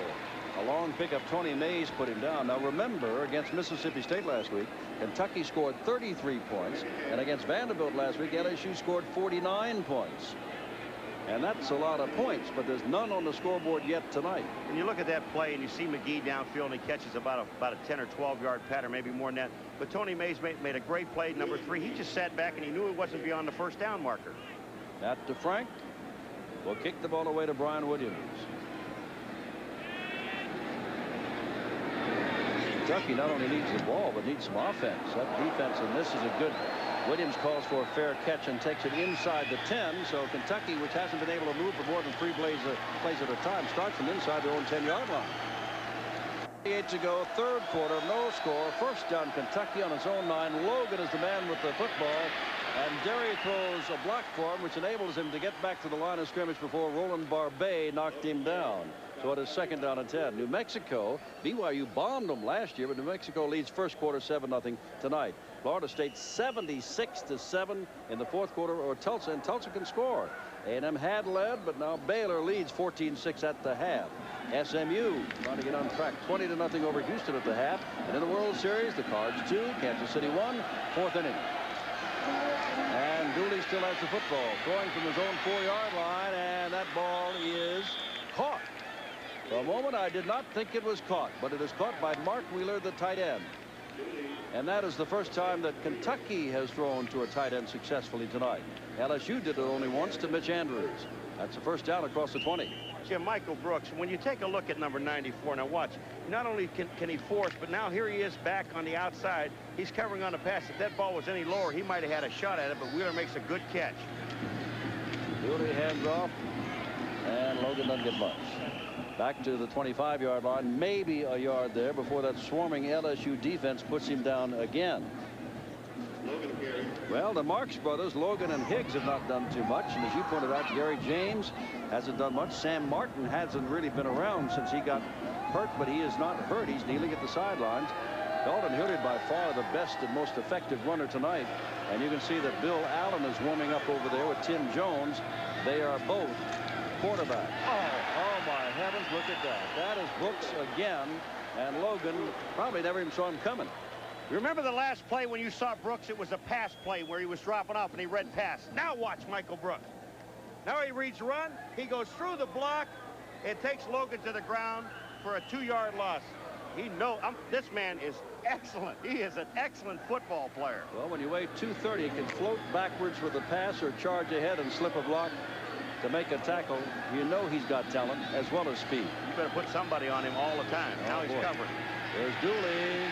Puts the ball out there, and it's batted about. I believe Thomas, the nose tackle, is the man that knocked the ball down. And it's 4th down, and here after 3 plays, well, more than that, because they did pick up a 1st down, Kentucky has to give the ball up again. And we may see Tim Jones or Bill Allen. Dooley has not been able to move the ball club. Their regular quarterback went down 2 games ago. Bill Ransdell, we told you that, with a collapsed lung. Look, this is the 7th punt of the night for Tesser. It's a career. Bad kick. He shanked bad it. kick. Let's see what kind of bounce he gets. Well, they have to down it there. And so LSU at the 42-yard line has outstanding field position.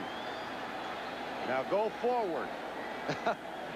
Well, we're going to go forward to Knoxville, Tennessee, where next week Georgia Tech, which held Auburn, is Wickersham hanging off to Hilliard, and he does not get much.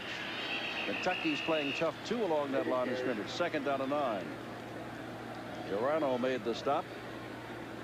Reserve linebacker out of Zanesville, Ohio. 2nd down and 8 to go. 7:15 left in the 3rd quarter. This crowd has had very little to cheer about tonight. Ratchin has just gone in. He is usually the blocker, and James has gone back in. James is your lone setback. That's Ratchin going in motion, and James will follow him, or is he going to throw?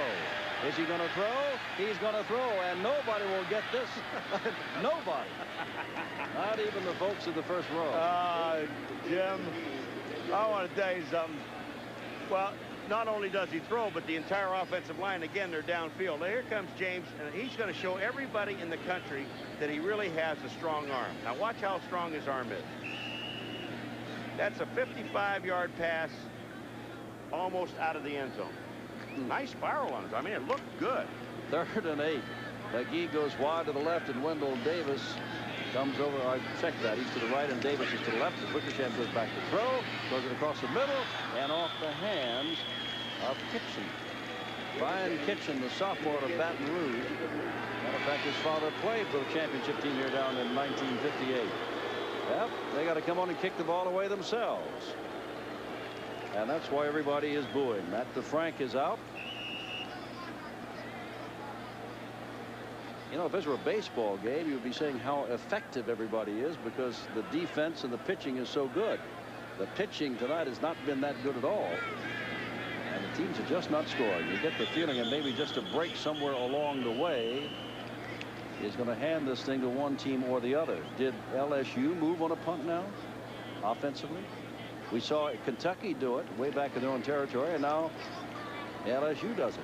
Jim, I just looked at the movement of Matt DeFrank. Start offensive lineman in the neutral zone. And he's looking like he's going to try to kick the ball out of bounds, but he's going to kick. He's a right-footed kicker trying to kick the ball out of bounds to the right-hand side. If he shanks the ball, it can go out of bounds by the bench of Kentucky. A right-footed kicker should kick the ball out of bounds on the left-hand side of the field. So even if he shanks it, it'll still go down the middle. Let's see where he goes with it. He's kicking the other way. And I think it may be academic. Nope, it's going to be, LSU track it down. They can't. Gets into the end zone. Gets into the end zone. 6:37 to go. 3rd quarter, LSU nothing, Kentucky nothing. Football is a unique learning experience. There is no other experience that better teaches the values of working to help others and team play. In the classroom, a young man is on his own. On the field, he is part of a coordinated effort where he depends on others and others depend on him. Coaches as well as players learn this every day on every play. College coaches, making a great game better.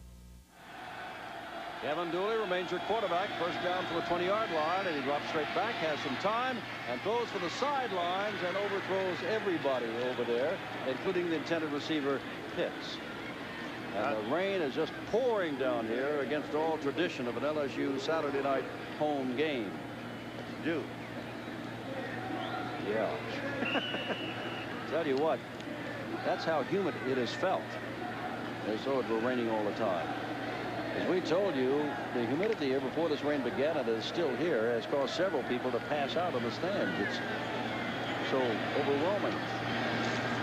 What do you think for the players? He's got him right here. Now he throws. What's that? Higgs tried to make a one-handed catch there. He could have put both hands up. I don't know what Mark was doing, but now Hilliard and James, this is what they've done this year for LSU. Hilliard 96 yards a game, 4 touchdowns. James 64. Mark's brothers 91 for Logan, 66 for Higgs. But this is what they've done tonight. Hilliard 65. He's running well. James has only carried the ball once or twice. 4 yards. Logan 19 and Higgs 27. And I came on and said we could have 4 that are going to get 100 yards. Hi there, fella.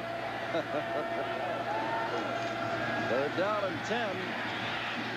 He's got his man out there, and Pitts can't hold on to it. Way over there. You talk about the humidity's caught humidity's causing the people to pass out. Right. Well, LSU's offense is causing them to throw up because it's just been awful.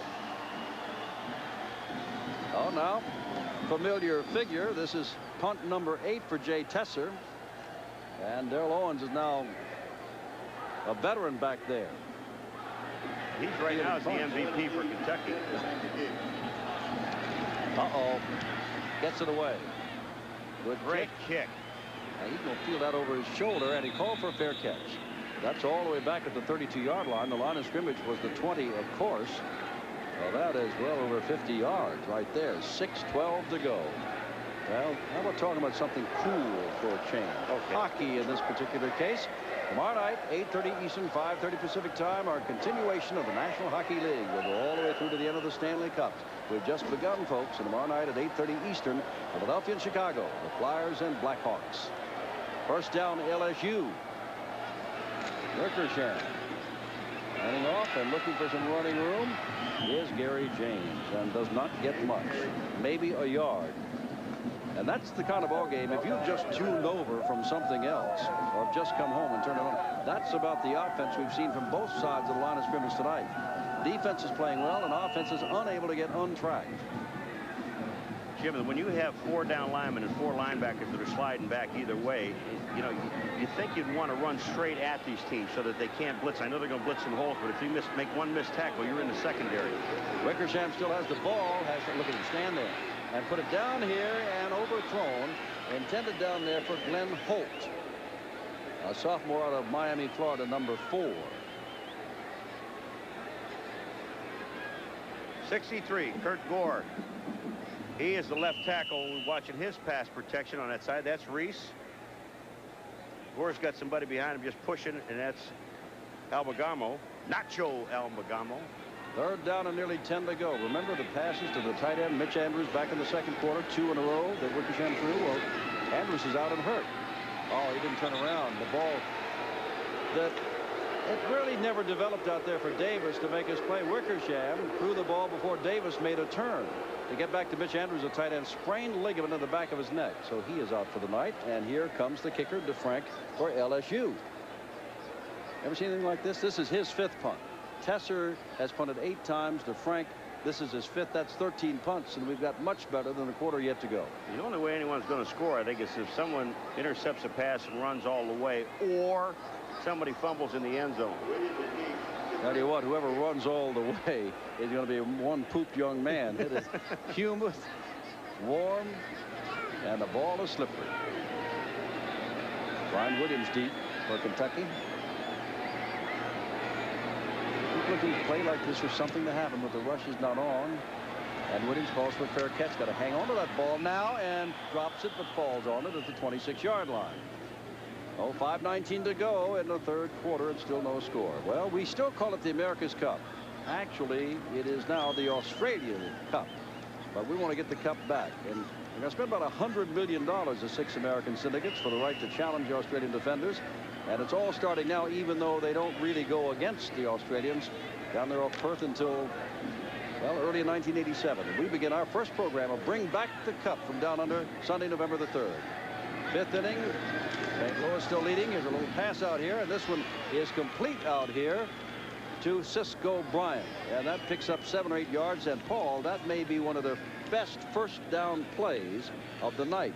And that was not Dooley throwing the ball. That was Tim Jones throwing the ball, the sophomore out of Jolton, Tennessee. Threw that ball well. Crisp got it there in a hurry. So Dooley has been benched. He came on for Ransdell, and now Jones has come on for Dooley. Ledford is in as a wide receiver, a senior, number 82. Burbridge is the other one. They're both out to the left. Oh, dropped the football, and LSU's got it. Now Jones did something right and then did something wrong. Thomas looked like he fell on it. And he's got it. Yeah, but now what? I don't know.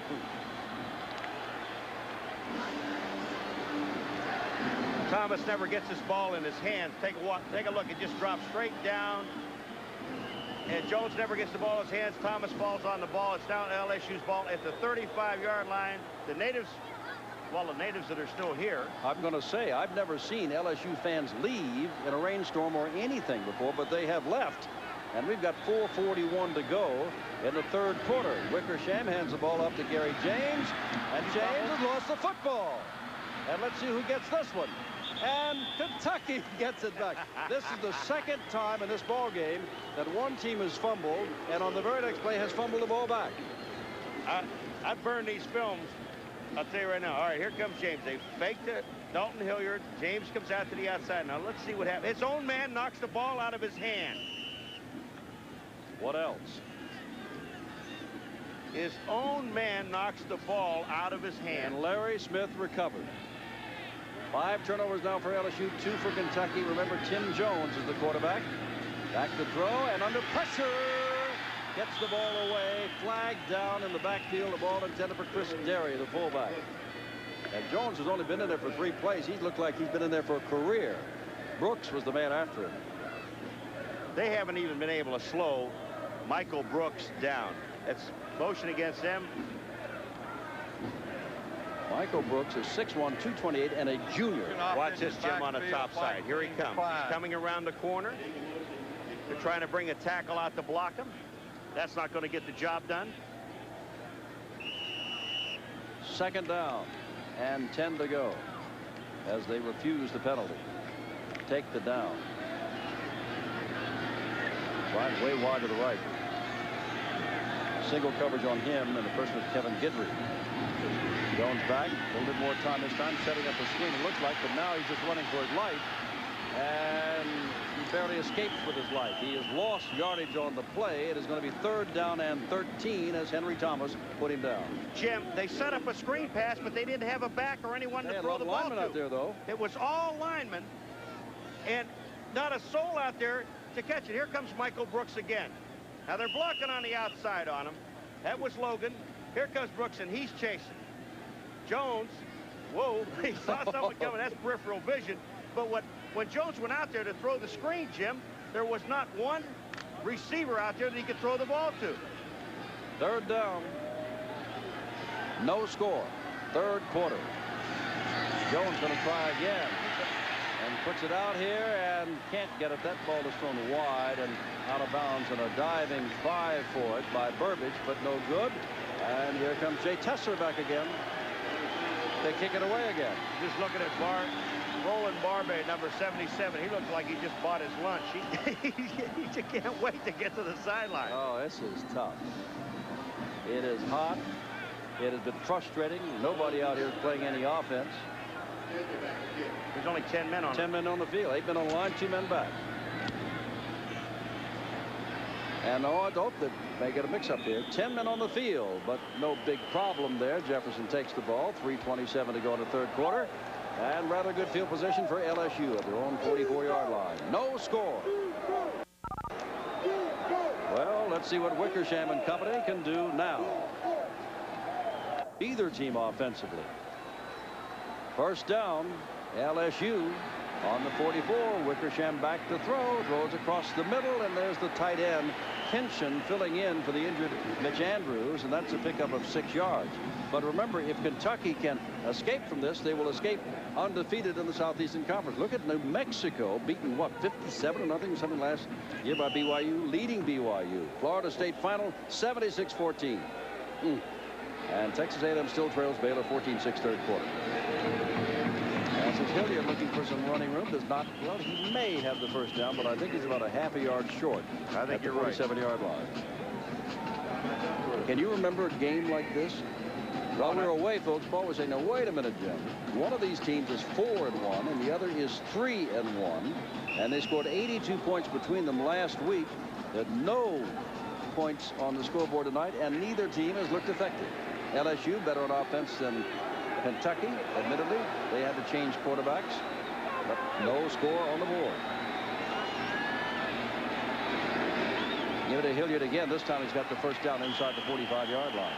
You get the feeling if they just keep it on the ground, Paul, in this rain, and give it to a Hilliard or James or Martin, they might grind this thing out. Well, look at the drive now of the offensive line. Okay, that's 66 Melanson. They're getting some drive in the line of scrimmage, and what they did that time, they went with double tight ends Double tight ends, Jim. And this may be a key to this thing. You know, just get them all jammed in there and go at it. Look at here. Goodyear Blimp America up in all that rain. We appreciate their being with us. And we'll see them again on Thanksgiving night in Texas. Here's Wickersham putting the ball up and past the intended receiver, Gary James. A couple plays ago, you asked me if I've ever seen a game like this before. If I did, I can promise you I already forgot it. And after this one, I'm going to forget this one. You know, the ball is slippery, and they're still trying to move the ball through the air, which, of course, I mean, they're the folks that have the offensive coordinators and game plans, and Wickersham was the player of the week with 292 yards last week against Vanderbilt, but it's not happening tonight. Wickersham, by the way, has got 10 LSU records, including total offense. Standing there, setting up the screen. James, and James is not going to get the first down. It's going to be third down on a couple of yards at the 35-yard line. Knocked down across the way by a man playing rather well tonight, Tom Wilkins. Okay, Nacho Albagamo is the center that's going to get out and block. But you're right, Wilkins. Watch what he does. He's got a blocker on him. Nacho's got Wilkins. Wilkins gets excuse me, that wasn't Wilkins. He gets up to the outside. That's Hairston, number 6. Third down, and let's say 3 yards to go. And this is 4-down situation, Jim, and I'll tell you why in a second. They may not need it. They don't. Yes, they do. Kinchin dropped the ball. Ball was thrown to Brian Kinchin, the sophomore dropped the ball. But now it's 4th down, and there's an LSU man down back at the 45-yard line. Jim, I would not kick this ball away because, first of all, Kentucky can't move it. You're at the 35-yard line. Go ahead and run another play. What difference does it make? Well, they've only had 9 punts tonight, Kentucky. That is Albergamo, who's coming off, shaking off the effects if he can. And here comes Matt DeFrank back to kick again. This is his 6th. I don't know. I would not punt the ball away here. Well, let's watch the up man in case they don't.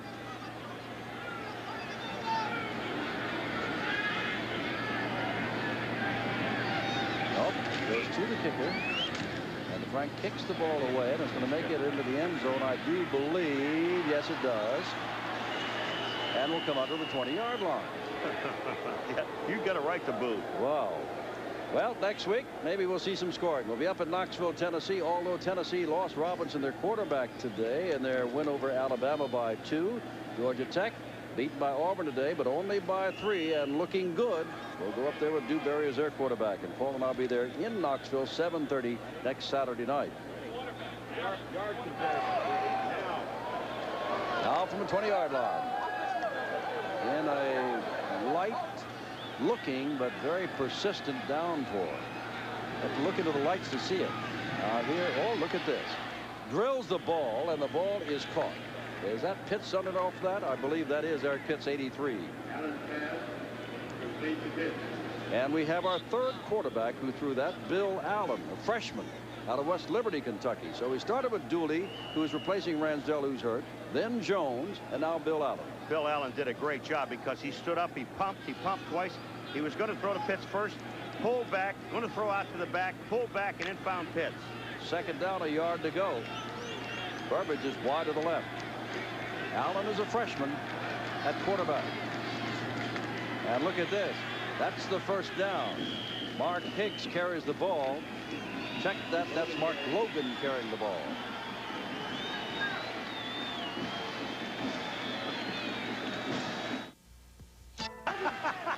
We begin the 4th quarter. There is no score. And here's Allen, the freshman quarterback, down the sidelines and overthrew his man badly. His man was Cisco Bryant. And it'll be 2nd down and 10. All right, you ready for these stats? Let's take a look at it. Turnovers, 7 of them so far in the game. Total yardage, 259 to 83. There's no score, folks, if you just turned in and looked at that. Passing yardage, 39, 174. And Wickersham is throwing some bad passes, and besides, he's still getting 174 yards, 85 rushing. 2nd down. Whoa. And 10 to go. Good pitch back. Here comes Higgs. He's Mr. Excitement, they call him, and he may have the 1st down. No, he's not. He's going to be a little bit shy, and it'll be 3rd down and a few yards to go. Guess how good the defensive coordinators feel upstairs, and guess how bad the offensive coordinators for both teams feel upstairs. Very, very bad. That suit, that jacket, it'll look like that was a Dad. vest. That'll look like a vest. No, it was a top coat when he came in. It has just shrunk. There's rain. It's not supposed to rain in Louisiana. You ready for this one? Kentucky is 0 for 16 tonight on 3rd down conversion. I'm going to try here 3rd down to give it to Higgs and make that 0 for 17. That's a good play there. You can see down on the ground Toby Caston, number 69, the junior out of Monroe, Louisiana. He made the tackle. And now here comes Jay Tesser again. That's Caston coming off after making the tackle. And there goes Darrell Owens back deep. This is his 10th punt.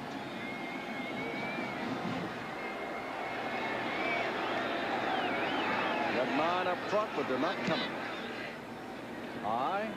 Owens calls for fair catch again and has it inside the 25 at the 22-yard line. And from there, LSU will try to get something going again. It's almost like a broken record of what has been going on throughout the entire game. Jim, here's Jay Tesser. Now, just take a look at him. First of all, he knows the ball's wet. He has control. You see that they're not rushing. Good follow through, good extension of the leg, head down, toe down. That's perfect. From the 22-yard line. Wickersham hands to James. He's got a lot of speed, but not much to go. From the 23 to the 26, 2nd down and 7. As down at the bottom, you can see Mike Vallata in on the tackle, number 94. I'll remind you again that Kentucky is the only team that can go to the Sugar Bowl that has not yet lost a game in the Southeastern Conference. Florida is undefeated in the conference, but cannot go. And if they hang on, that's just as good as a, well, not as good as a win, but it's a heck of a lot better than a loss, because they would still be nowhere in the loss column. A little throw out here to Hilliard, and he is a dangerous man, and he's got the 1st down. Across the 35-yard line, Dalton Hilliard taken out by Barry Alexander and by Don Urano.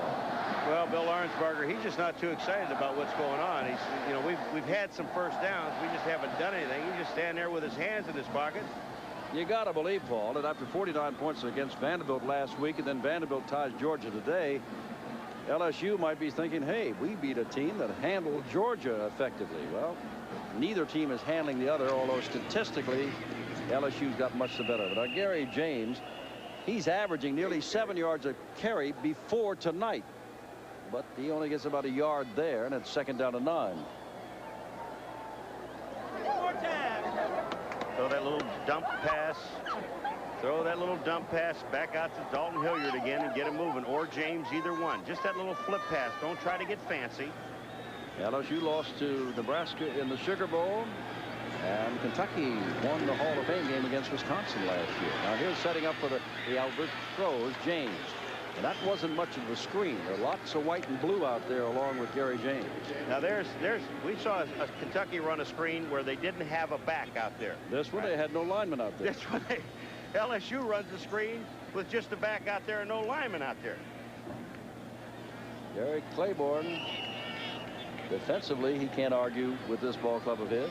No, it's a great defensive football game. It really is. They're playing extremely well, both teams. Offensively, they just can't do anything. Even though LSU, they're going up down the field, but they can't score. There's another drop ball. Another drop on 3rd down 9, and Kentucky takes it over, and that is the 6th turnover. Now remember, before tonight, they had turned the ball over to the other team 8 times, LSU, and had taken away 12 times. Well, that's the 6th turnover tonight. Dumball gets the ball. Dumball gets the ball. Wickersham never gets it from center. Here it comes again. Watch, the ball's just going to shoot right back out of his hands. The ball is wet. Now they're covering the ball, Jim. We'll get back to it in a moment. Chance to get behind the team. It's 1st down Kentucky. Freshman Bill Allen, the quarterback, and he's not heard anything like this before. He's still got the ball and puts it out here. Oh, dropped. Intended receiver dropped the ball. That is Tom Weary, the senior fullback, coming out of the backfield. Feet went out from under him. The ball went right through his hands. 2nd down. got a new tight end there. Curry's in the game, number 48. He's a freshman out of Madisonville. Now here comes Bryant in the game. Higgs comes in the game. Weary goes out. Weary goes out, and they brought in yet another wide receiver, so they've got 3 of them in there. 4 men are out wide. They got too many men on the field. They have 13 or 12 men on the field. That's what I'm saying. They got 4 wide receivers, 6 men on the line of scrimmage, a quarterback and a halfback. Well, we saw 10 men. Now we see 12 men. No score in Baton Rouge. As you check the noise, be aware that about a third of the 75,000 plus have gone home. If they were all here, you wouldn't hear anything. On the 35-yard line, second down, 10, Kentucky, no score, 12:25 to go. Wonder why they call it Death Valley. Handoff, not much there for Higgs. Burks made the stop. Third down and about 8. From the 33.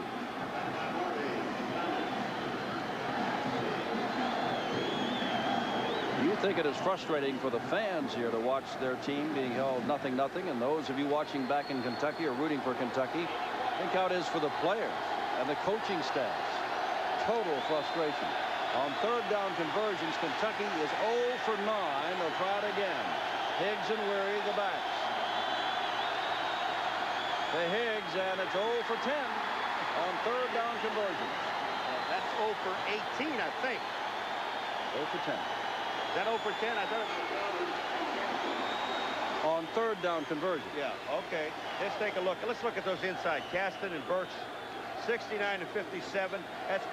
That's Barbet, number 57 here, but that's 77, but that's Caston that comes in 69 and just stuffs it. All right, from 50 yards out, Joe Worley, who has been blank tonight after coming in here with 13 out of 14 field goals. He's tried 3, hasn't made any. We'll try it. Oh, they lost the ball. Jones, the quarterback, throws the ball, and it is not caught. LSU takes over at their own 33. Everything has happened tonight, as Jerry Claiborne can tell you. What next?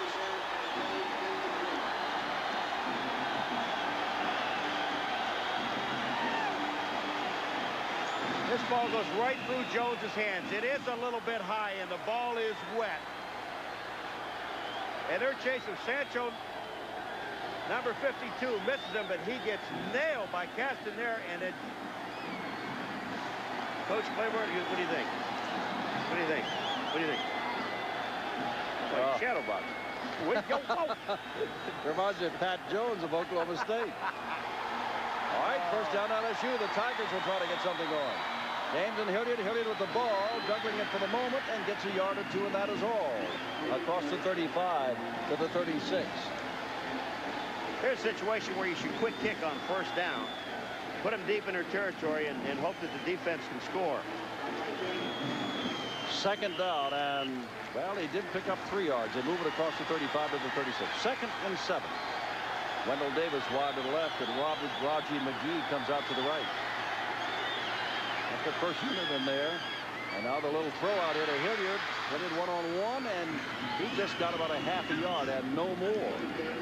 Barry Alexander was over there. Scott Andrus, a sophomore at Louisville, was over there playing a defensive guard position. And it is third down and 6 to go. You know, I'll tell you, I hate to play, but I'll tell you when I'd run. A reverse. Wickersham has been the only LSU quarterback. Why not? He's got 10 records. Kentucky's gone through 3 quarterbacks tonight. Wickersham back to always got time. Well, he got time. Puts it out there, and that ball is caught. Caught by Hairston, but he's on the other team. Yeah, but it was a nice pass, though, because Wickersham hit him right in the number. He sure did. Got right to it. With all the time in the world, Wickersham throws, and before tonight they're saying that Jeff had never thrown a bad pass this year. Well, that was one. Which I've seen a dozen of them tonight. Here comes Wickersham, and Jimmy does. He has all day to throw the football, and he steps up and throws. He's hit afterwards. That's after the play by Reese. But look at this. He hit Harrison right in the numbers. That was a nice pass to him. From a 39-yard line, freshman Bill Allen tries to get something going in this bizarre football game. Allen still with the ball. Loops it out there, and that is incomplete. Intended out there for Tom Weary. He tried Weary, the fullback, to this side, and he slipped and fell and couldn't catch the ball. This time the ball was a little underthrown, and Weary slipped and fell on the other side. Second down and 10. No score, 9:48 to go. Unusual football game. You're looking at me, but that's what it is. It's an unusual football game. It truly is. Okay, here we go. Something's going to happen in this series. What, I don't know. Allen At the time, throws the ball out there, and this time a ball is caught. And caught by Mark Wheeler, the tight end. But that's for a gain of about 4 yards. Carrier was there with him. But it is going to be 3rd down and 6. You can handle this one, big guy. Okay, before tonight in turnovers, look at this. Kentucky, net 0. They gained 15, lost 15, but +4. But now look at it. As a result, LSU is now -1. And Kentucky, feasting, has gone up to +5. The score shows no score.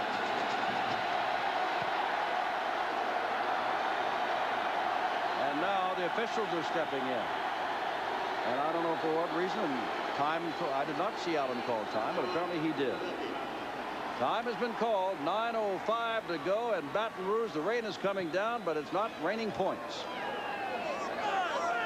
Presenting the Honda 4Trax.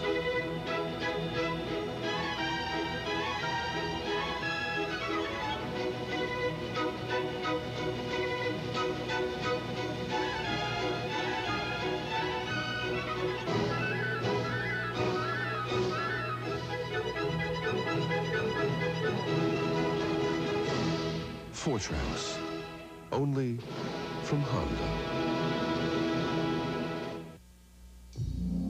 We're not a company. But no company has more pride in what they do. Or more pride in how well they do it. We offer you a meaningful and fulfilling future. One that goes far beyond the ordinary. One that brings with it the respect and admiration of Americans everywhere. We're not a company. Knoxville, as you're watching Doug Powell, they may make a replacement. They got both Bill Allen and Tim Jones in. Tim Jones is in as a wide receiver.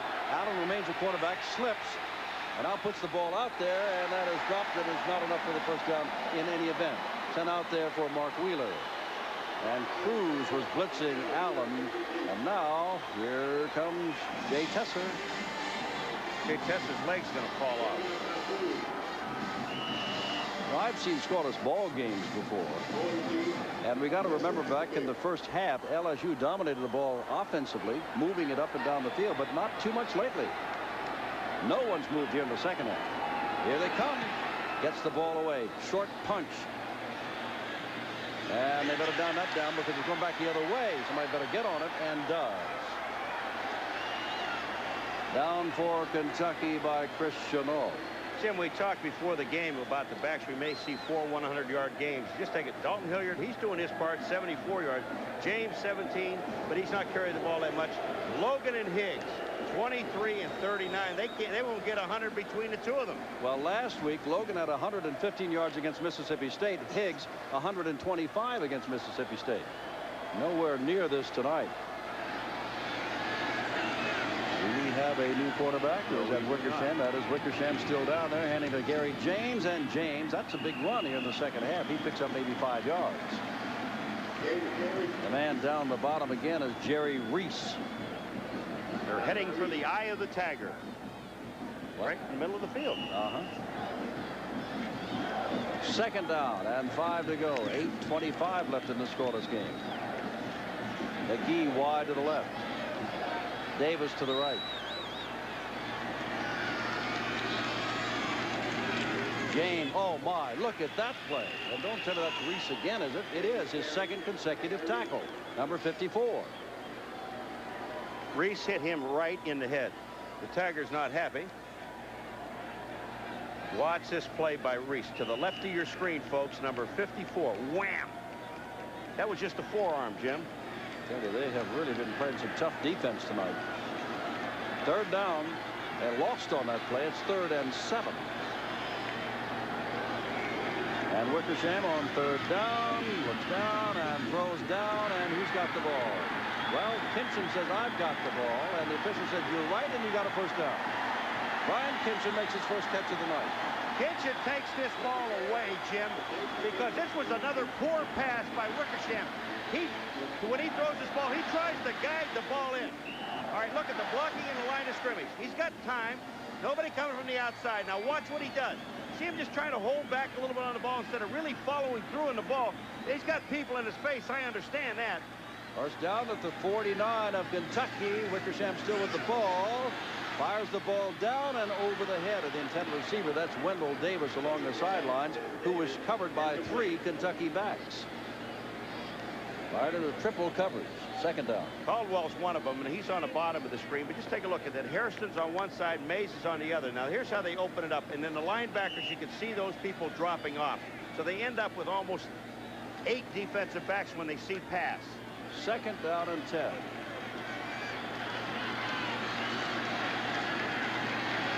Wickersham throwing on almost every play. Look at this. Hilliard is out there and dragged down by Brian Williams for a loss. And there was a man way downfield, and I do believe it was Raji McGee. And there's a man down on the field, and I think that's Jerry Reese of Kentucky at the 47-yard line. A loss on the play of 5 yards, and it'll be 3rd down 15. That is Reese down. He has played his heart out, well, I'm sure throughout the entire game, but most noticeably on this series of downs. 3rd down. Georgia Tech and Tennessee. Look forward to going down to Tennessee and watching that game. Georgia Tech, gee, they played. Bo Jackson today. Georgia Tech lost to Auburn by just 3 points. But Bo Jackson had 242 yards. If he's not going to win a Heisman Trophy winner, this is not a scoreless ball game. New Mexico State, Nevada, Las Vegas. That's a week from Thursday, October 31st at 9 p.m. Eastern Time, live here on ESPN. All right, 3rd down 15. Wickersham, he still has time, and he puts the ball down there, and it is almost picked off by David Johnson. Johnson over there looking for a 2nd interception, but that's a good move for the freshman out of Louisville. David Johnson, they're just playing deep, and they're dropping off. If you take a look at this secondary now, watch the secondary again. Caldwell's one, Hairston's another one, Johnson's another one. They play across the back. Now, the short man right here is McGee. He is wide open. Wickersham went the other way. Matt DeFrank, excuse me, Paul, back to do the kicking again. Been back there a few times tonight. This is his 7th. He may hit 20 punts before this is over. Line drive and a chance for Brian Williams, who takes it at the 18-yard. Oh, no chance at all. Slip, and then he looked up and saw about 6 people in front of him. So inside the 25, Kentucky has the ball. Our score, there is no score with 6:41 to go. Tonight, BYU's a little closer just to the 2nd quarter. New Mexico 14, BYU 10. Remember, Molini is out, and Kozlowski has been out. Florida State murdered Tulsa 76-14. Baylor leading Texas A&M 14-12 in the 3rd quarter. And SMU running away from Houston 27-7. And now Kevin Dooley will get a shot. He started this game. Dooley throws it up along the sidelines and overthrows Tom Will. There is something exciting happening today in Baton Rouge. What? It's the 40th anniversary of Lucille and Frank Piazza. Oh, yeah. You remember that? Yes, You've been eating over there for 4 days. You ever heard of Catfish Town? I am Catfish Town after this weekend here in Baton Rouge. Margaret and Gus Piazza, the brother and sister, they've just put on a show for us down here. That's it. Can't go back anymore. 6:36 to go. World Series 7th inning now. Cardinals up by 1 in game 1 over Kansas City. Dooley in trouble. Gets the ball out, and Logan cannot hold on to it at the 30-yard line. And it is 3rd down and 10 to go. Burks putting the pressure on. Yep, the defenses will go home feeling pretty good about their side of the line of scrimmage tonight, whether they go back to Lexington or stay right here in Baton Rouge. The offenses will know they've been in a ball game, and thus far, with 6:30 to go, have come not close at all to producing anything. LSU did have a first down inside the 10 and could not score. You're absolutely right about the defenses. They've been playing their hearts out. 3rd down and 10. Dooley back. Oh, he's got a man out there wide open, and he can't hold on to it. That is Logan. Could have had the first down. Brooks was forcing Dooley, but Dooley got the ball to Logan. And it's 4th down, and here comes Jay Tesser again. Familiar figure, a freshman out of Vine Grove, Kentucky. He's getting his television time tonight, as is Darrell Owens, another freshman out of Beaumont, Texas, who's receiving all of his punts. Boy, he just got that away. Owens is not called. What he does call for fair catch at the 45-yard line. 6:17 to go in the game. LSU nothing and Kentucky nothing. And when is a break in offense going to come? LSU hopes right now. He won 2 interceptions, no touchdowns after being the player of the week offensively last week against Vanderbilt, and has been benched in Doug Powell. And I think he began to draw away too soon. The new quarterback is Doug Powell, a junior out of Houston, Texas, and I think he started to draw away too soon. And LSU is saying that Kentucky moved, and that's why he began to draw. New quarterback, and he's the man that calls the signal. He forgot the signal because everybody else stayed there except for Powell. Wait a minute. Do we have a replay of that? No. Do we have a replay of that? I don't think so. I don't ball. Defense in the neutral zone. And I guarantee you Powell was pulling away. But it's 1st and 5. So he picked up 5 yards. Now Powell back to throw and throws it out there and completes it out there to Gary James out there, who's got a first down. Knocked out of bounds at the 41-yard line and brings this crowd alive again. Gary James make a great move after he catches the football, but I think the man out there with him was Duckworth, number 90. And Gary James catches the ball, gets rid of him, and then moves downfield. Here it is. Powell, first pass completion. Takes a short route, the safe route. No, that isn't Duckworth. I'm sorry. Gets back to the outside. That was Kramer, number 53. Here's Powell again. Rolling out this way, putting the ball out, and 2 men had a chance to intercept the ball that was intended for Wendell Davis. And it is 2nd down and 10. Powell's got to understand one thing. When you roll out like that and you're going to throw that pass, you know you're going to have people moving that way defensively. So you've got to get your body square upfield before you make that throw so you can get some zip on it. 6:04 left in the scoreless game. Lots of folks have gone home in this rain. Holt wide to the left. Now throwing on every down, and James, they missed the tackle on him. And first down inside the 30. And this is about the best offensive drive of the 2nd half. Remember I said to you a little while ago in the 3rd quarter about getting just those little dump passes? Get it to these people that can do some things with it. Gary James, he can do some things with the ball. Once he gets the football, that's the 2nd first down he picks up. That's Kramer again. Misses the tackle for the 2nd time. And look at this acceleration. Back to the inside. He gets hit by Mays, but there's another first downer. It's inside the 30-yard line. We just get the impression that anybody that scores, there'll only be 1 score in the game if there is that. Hilliard. And not much there. They tighten up again, and Dalton gets a couple of yards only.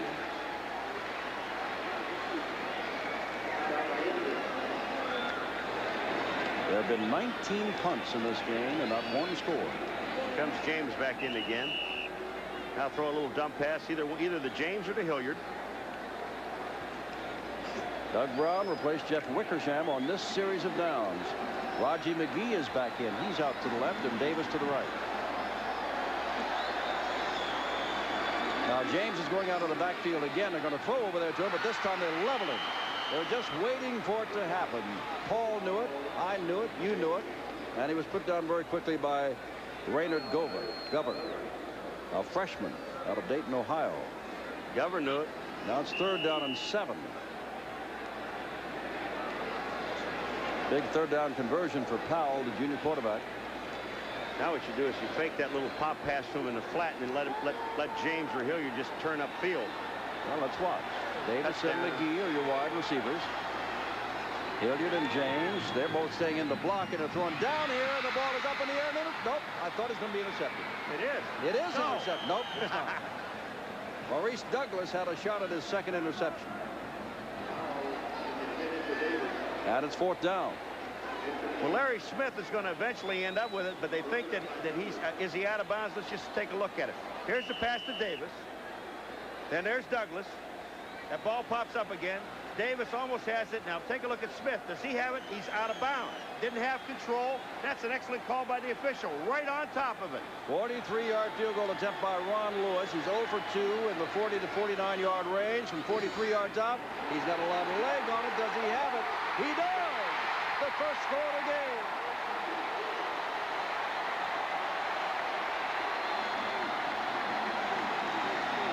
He may be the MVP.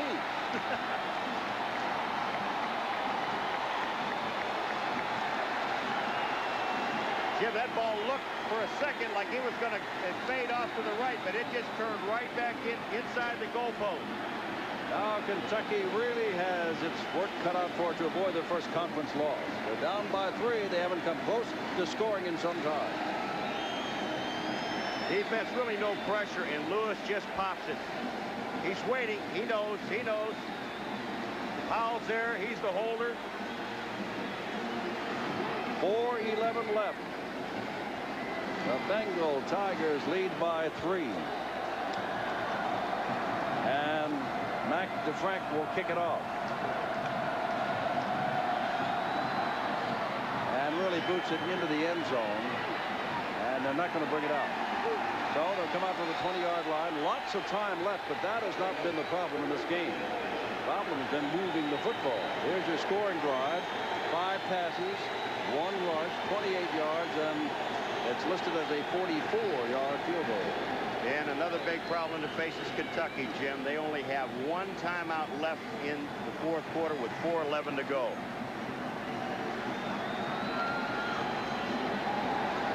Keeping track of these quarterbacks. Who do we have now? Well, they used all 3. They got Dooley back in there. Okay.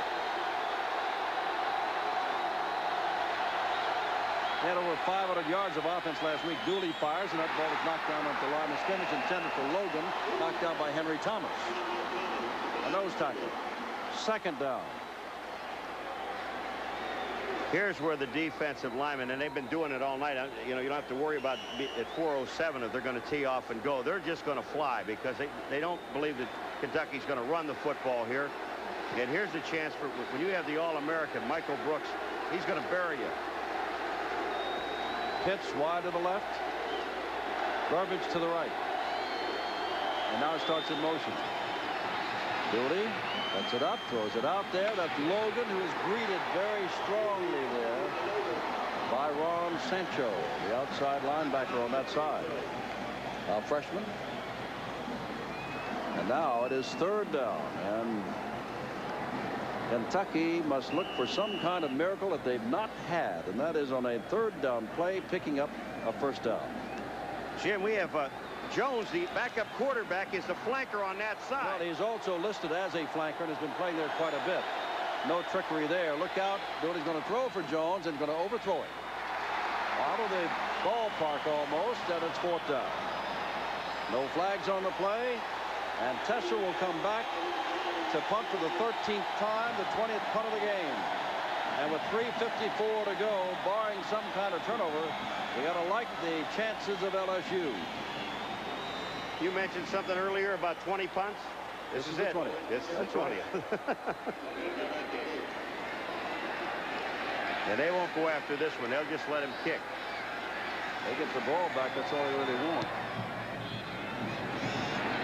Fair catch called for by Owens, who does not fumble the ball.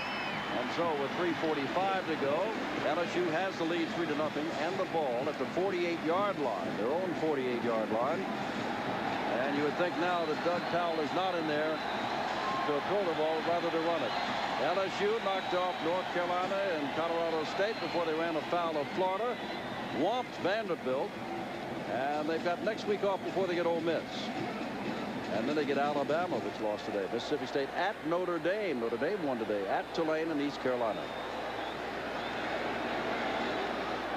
Cow laid a little running. Hilliard goes down. Interesting thing, James and Hilliard had a bundle of fumbles last year, especially in this game with Kentucky. But this year, neither one has given up the ball on a fumble. Neither Hilliard nor James this year.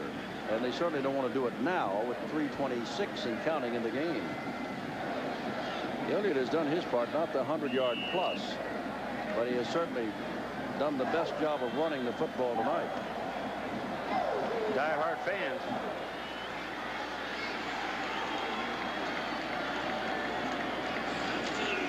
James. And it is 3rd down and about 5 to go. And now LSU must get concerned, or they got to give the ball back to Kentucky for one more chance. That won't make any difference. They're just going to run as much off of that clock as they can because Kentucky, they only have, as I said before, only have 1 timeout left. They'll just run this thing down, get it inside of that 2 minutes, punt the football, and just keep them down deep. 3rd down and 6. The ball is at the 47-yard line of Kentucky. And that clock is running down to a 2.5-minute mark. But Calvin's going to put it up on 3rd down 6. Brian Williams doesn't think so. Tries to put him down, and he runs out of bounds, which stops the clock, which is just great for Kentucky, and it's 4th down. What I meant to say, they're going to run it down inside the 2:20 mark. Oh, yeah. Instead of the 2-minute mark. He went out of bounds, which stops the clock. He should have stayed in bounds, at least just fallen down right there. And so now here comes the 21st punt of the game. Matt DeFrank coming in. Brian Williams goes deep. Kentucky, whether they can do anything with it or not, will have one last chance. And Kentucky has to go after this ball. You have to go after him. And they got 10 men up front.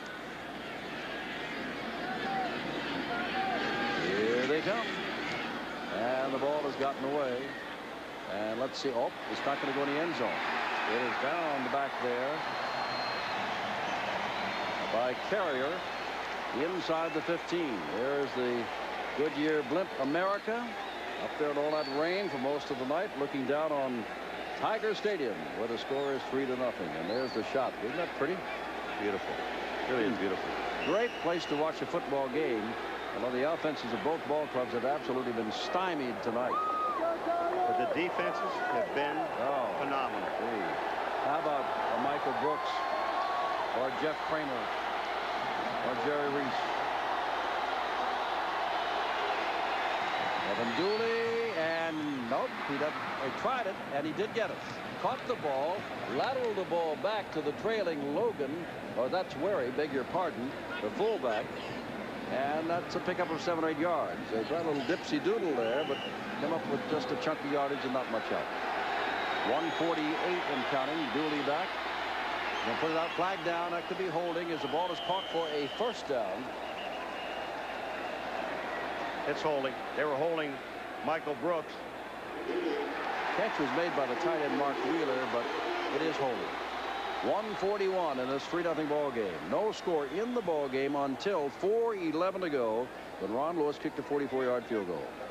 And Jerry Claiborne's outfit, unless they pull something out here, will have suffered their first Southeastern Conference loss.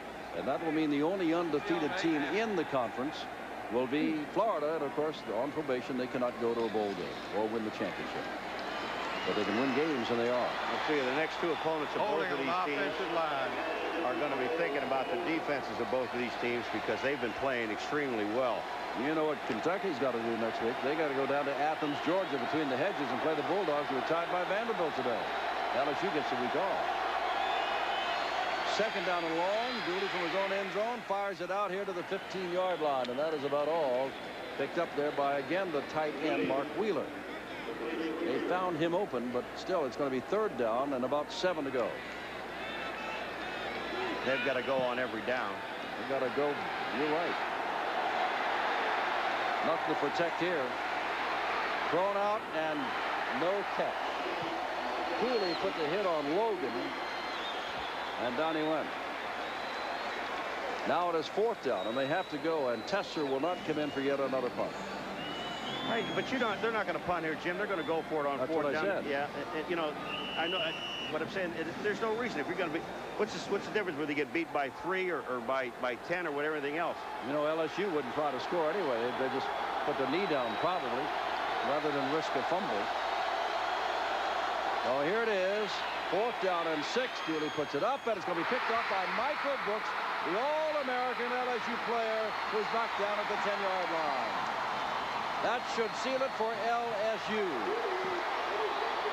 He's done everything tonight except sell hot dogs. Michael Brooks is just unbelievable. This time he was back in coverage. That ball was thrown right to him, and Brooks cuts back in. I might have gone down on the knee instead of taking that shot that he took. But here comes Michael Brooks. We're watching. He's back on the outside. That's Pitts. He just releases him. He's watching quarterback now. Sits in there, picks off the ball. Now watch this return. He's going to take a shot at the 10-yard line. Right there, he gets hammered by Ritchie, number 77, to tackle. Doug Powell, they only had 10 men on the field, so Dalton Hilliard runs in as the 11th man, and they are going to run the football, and that's James with the ball. Lost the ball out of bounds. That's why I'm wondering why they don't simply put their knee down and let it run out. Anytime you start carrying the ball like that, then James did fumble, but it went out of bounds safely for LSU. And Powell was called to the sidelines. Well, let's see if he was called to the sidelines to say, hey, let's not hand this thing off. Yeah, just take a knee. They can only take one timeout. Then you can just take a knee 3 times. Sure. They doesn't look like they're taking a knee because they usually put someone behind them. They're going to try and score here. Yep. Hilliard. Handing the ball off. It's been raining much of the night. They could fumble. Not likely that they will in this situation. 45 and counting. But with their defense, it won't. Now Kentucky's going to take their last time out, so they're going to have to snap the ball. Okay, 42 seconds to go. Well, LSU leads on a field goal, 3-0. Jeep Cherokee has some advantages. Yeah, I do. Ron Lewis, who got the first 3 points on the board, has open up the hole. 30 and 13. Rathjen and Harris, they just opened a hole. Dalton Hilliard in for the touchdown. 88 yards, Paul, 24 carries, and the touchdown. And now that has put it out of the sight and reach of Kentucky, about to suffer its first Southeastern Conference loss with tough Georgia next week. And LSU has survived this game. That's all they've done. They've survived this game. Jones, who plays quarterback, wide receiver, he is in the middle of the field about the 35-yard line. As Matt DeFranco will kick off.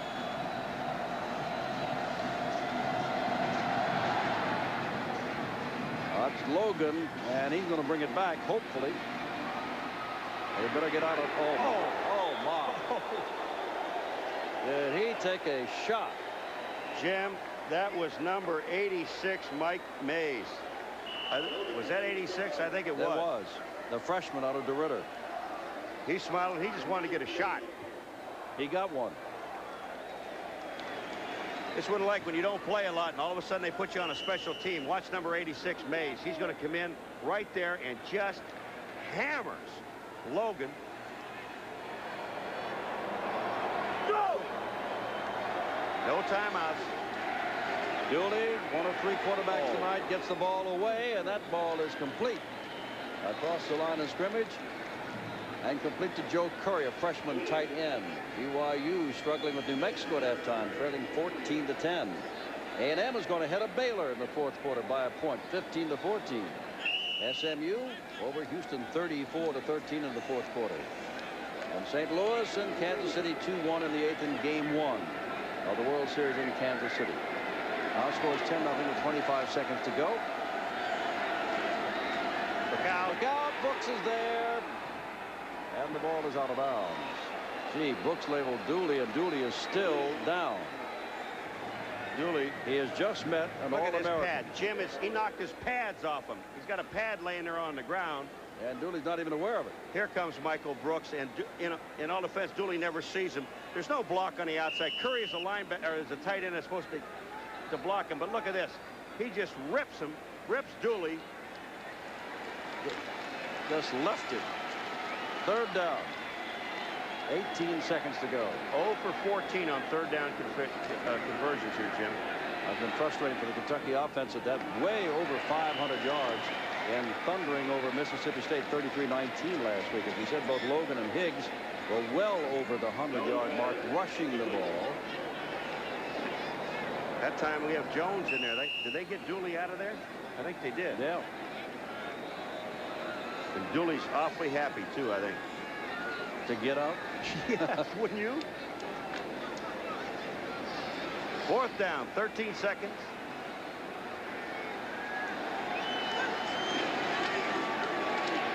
Slipping, Jones. This will do no. He lost the ball running with it. That's how slippery it is, and I think mercifully time is going to run out and now stop with 2 seconds to go because it's a change of possession. So they got to stop the clock. LSU 319 yards to now and 10 points. Kentucky 114 yards only until now and no points. That play for Kentucky just gives you an idea.